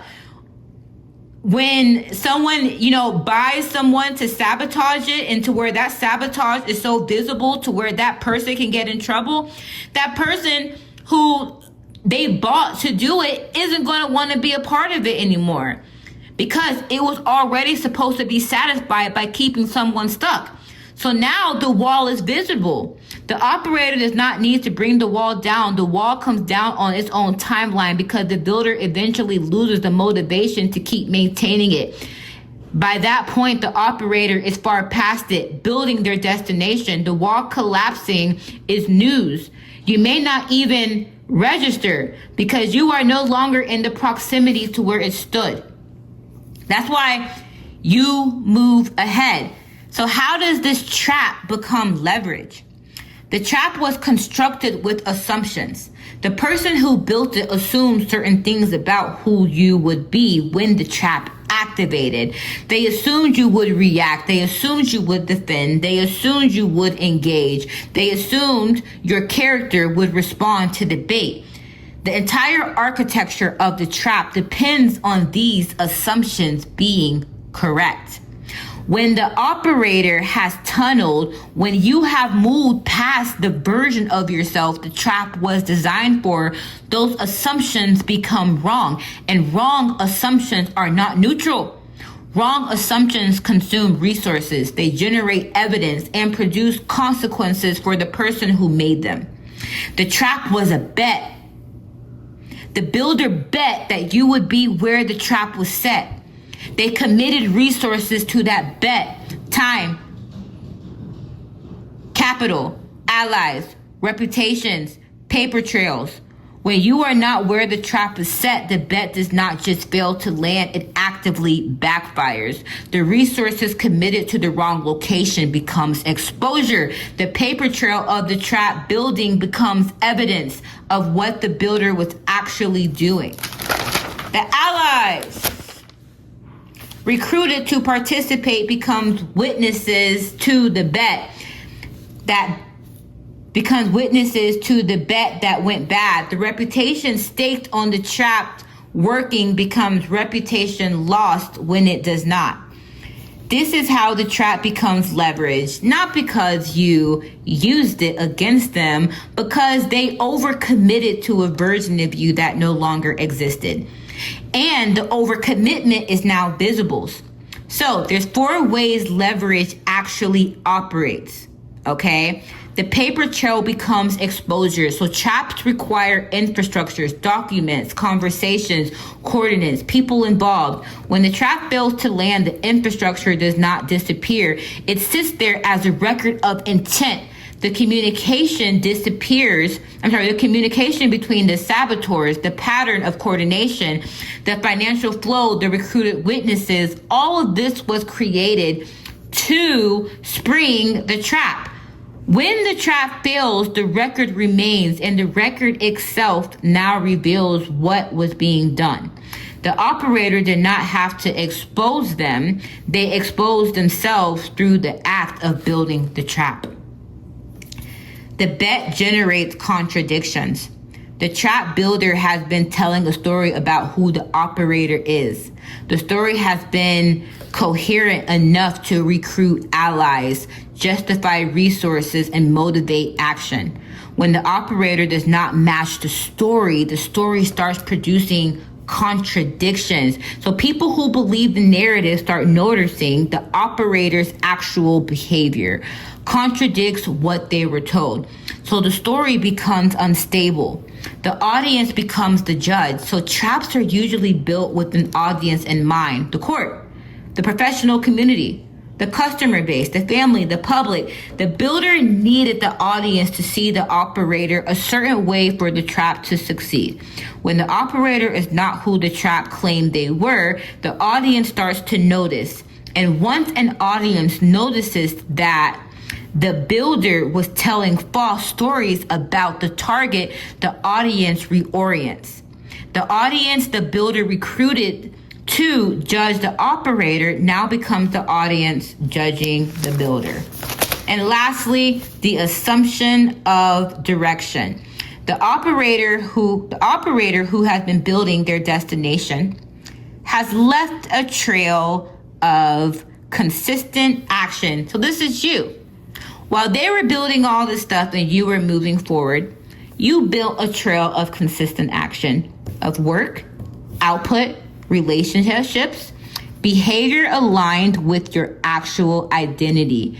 The trap builder who has been building the trap has left a trail of action, specifically calibrated to a different version of the operator.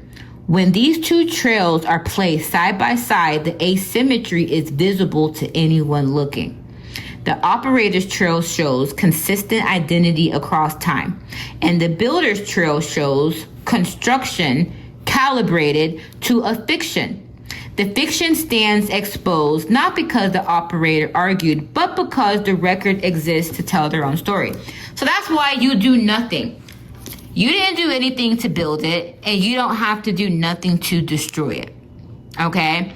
It's called asymmetry of direction. So people will actually see, as you are building, everything you built in that time and everything they did to just trap you in that one trap in the past that you already built a life in advance for. But why is it not justice? Because I also told you guys that you have to remove justice. Because this teaching is not a promise that the operator gets to watch the builder suffer. And yes, there was a part of me that wanted that. But I had to let that version of me go. It's not a promise of public validation. It's not a promise of satisfaction. The leverage is structural. The builders over commitment becomes the builder's problem. The record they generate becomes liabilities they have to manage. The audience they recruited becomes the audience they have to keep convincing. And the trap that fails becomes the infrastructure they have to maintain without it producing the return they invested for. It becomes the leverage in the operational sense because the builder is now expending energy to manage the consequences of a failed bet, while the operator is expending energy to continue building. So the asymmetry of the expenditure is the leverage. The builder is spending, the operator is gaining. The builder is defending, the operator is building. The trap that was supposed to consume the operator's time is now consuming the builder's resources. The operator does not celebrate this, and you have to remember this, because you do not need to watch this at all. You do not need to weigh in. The operator is far past the wall to be in proximity to what happens to it.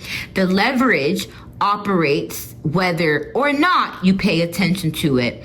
Often you will not even know how it plays out. You may hear years later that the situation resolved in a particular way. And you will be surprised because you stopped tracking it a long time ago.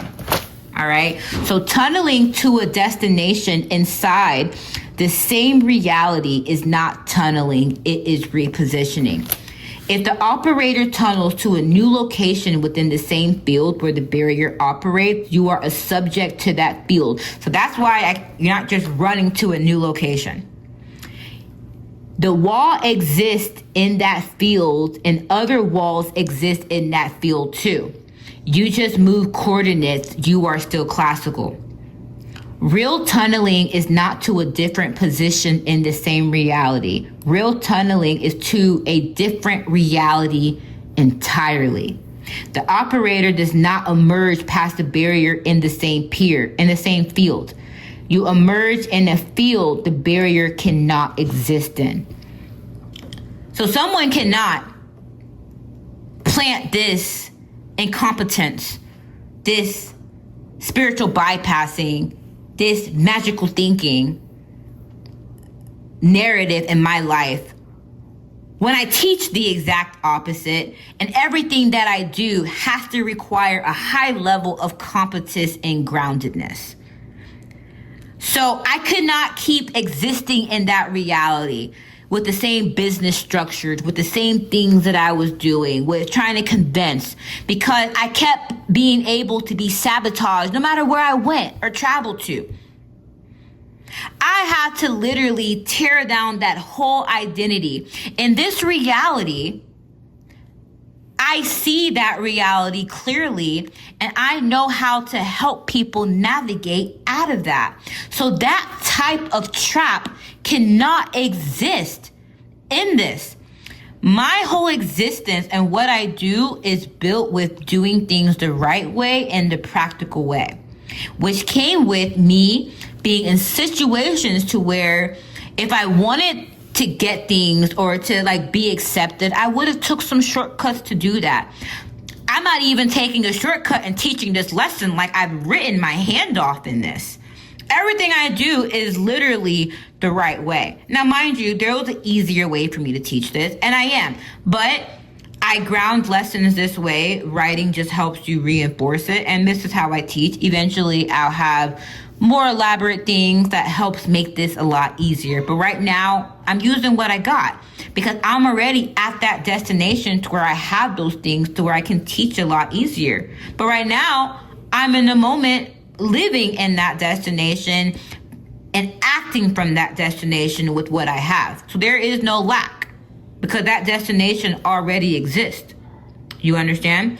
So I had to tunnel to a different reality to where any reality of someone challenging my mind, challenging my choices, challenging how I think, challenging how I work, does not exist, because it doesn't even exist in my framework. It doesn't even exist with how I present myself. And I'm sorry, someone who presents themselves and teaches on this level has to have a lot of groundedness, a lot of structure, and a lot of practicality to pull off what I'm trying to pull off, or what I am pulling off. So that's why I gave that example. Because real tunneling is not to a different position in the same reality. It had to cause a death of the old reality. This is because the barrier was constructed by the operating system of the reality it existed in.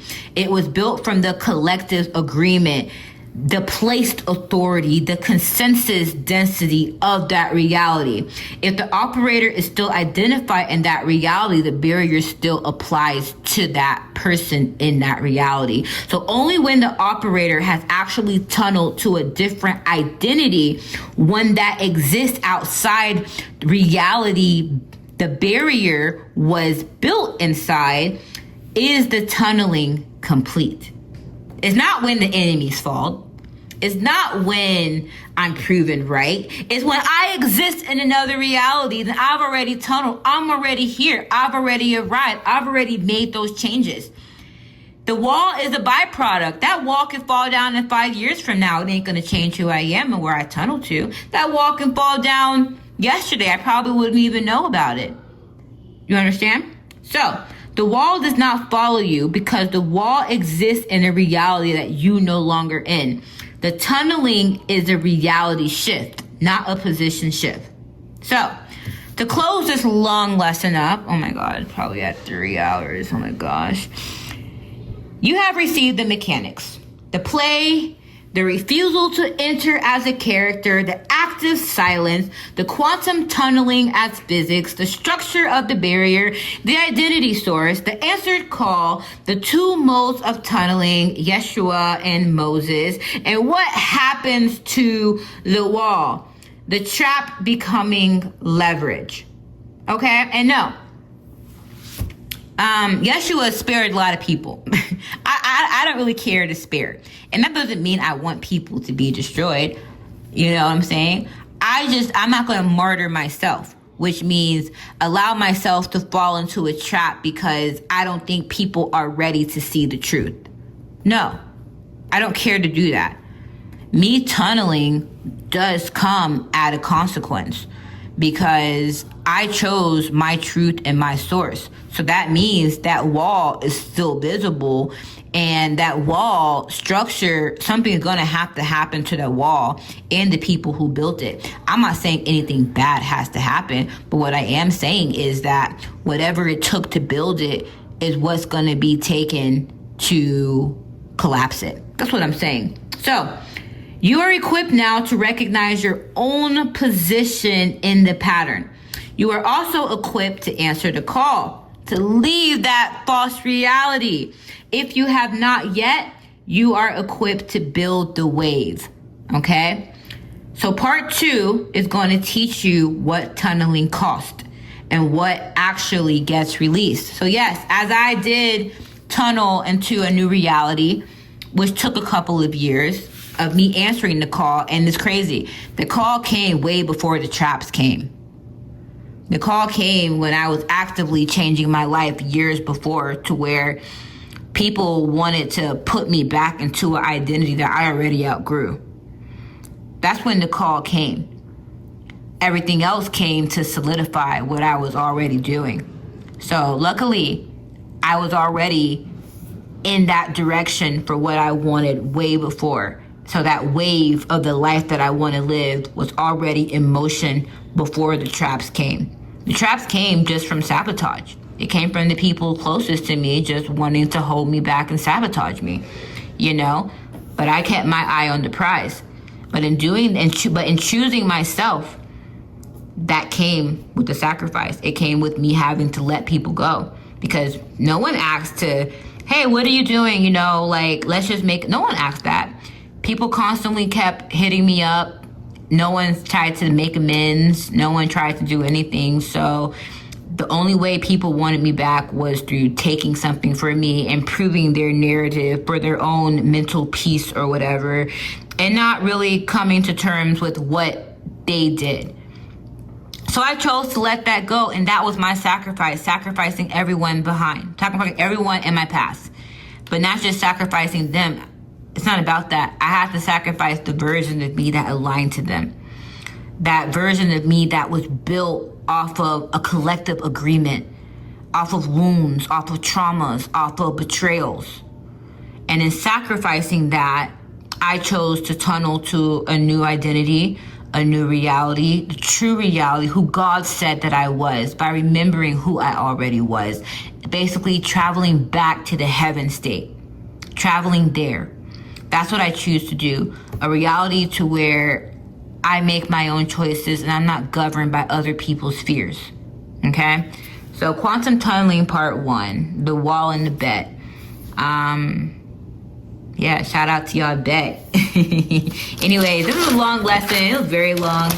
It actually took me a few weeks to do. I'm gonna do it in an easier way. I feel like these are just foundational lessons that I really wanted to put for free on YouTube. You know, I'm gonna have other stuff like readings and stuff, but these are very important to what I'm going to be teaching in the future, because in order to do all this stuff, you gotta heal, you gotta go through that, and I plan on teaching a lot of that stuff too. But from me teaching you guys about how to navigate the terrain, the power of zero, to this lesson here, this is like literally a full arc about, you know, how to get through that stuff and then how to enter your new life that's waiting for you. And part 2 is really going to explain the cost of it, you know, because a lot of us have a lot of delusional thinkings that we can just do stuff, but it won't cost us anything, but it does cost us stuff, you know, but it's always going to be worth it. And that's the thing. But, you know, you gotta let stuff go. And I have to learn that too. So anyways, there's a really cool blog about this. There's insight posts. So you guys know in the future what's coming up is I will have more introductory lessons on here. So I'll do the briefs, but a lot of the actual lessons, like when I get into like, I'm going to post something about this that has to deal with like court and other stuff. Those are going to be real high level. Those are only going to be in my Patreon group. I'm not gatekeeping everything, but I'm telling you right now, some stuff, it does require investment in me as a teacher. And if you do want my services, basiraintuition.com, send me an email or pay for one of my readings if you want me to do more intensive work. If I feel like we're a good energetic match, I will guide you to my firm to where I do more intense stuff. So yeah, it was a pleasure speaking with you guys. I am very tired. I still got like ground part 2 of this. My last really huge reading, or my last really huge lesson that I'm going to do on here. And then next will be just really cool other stuff. But yeah. I hope you guys enjoyed the artwork on here that I did, and I look forward to speaking to you guys. And like I said, these are foundational lessons that I really want you guys to pay attention to, every lesson leading up to here, because in the future, I'm going to just be like guiding you guys. So if I get like a download to go to a scripture or to like build a strategy off of like what I'm reading in a religious text, I'm going to be giving frameworks that come from these lessons here. So if you guys can just listen to these and learn a bit about me, so that way you'll kind of know how I'm speaking about you, I can help you navigate better, because I really want to be like the message that you get at the right time to navigate something catastrophic. You know, that's who I want to be in your life. So anyways, talk to you soon. Goodbye.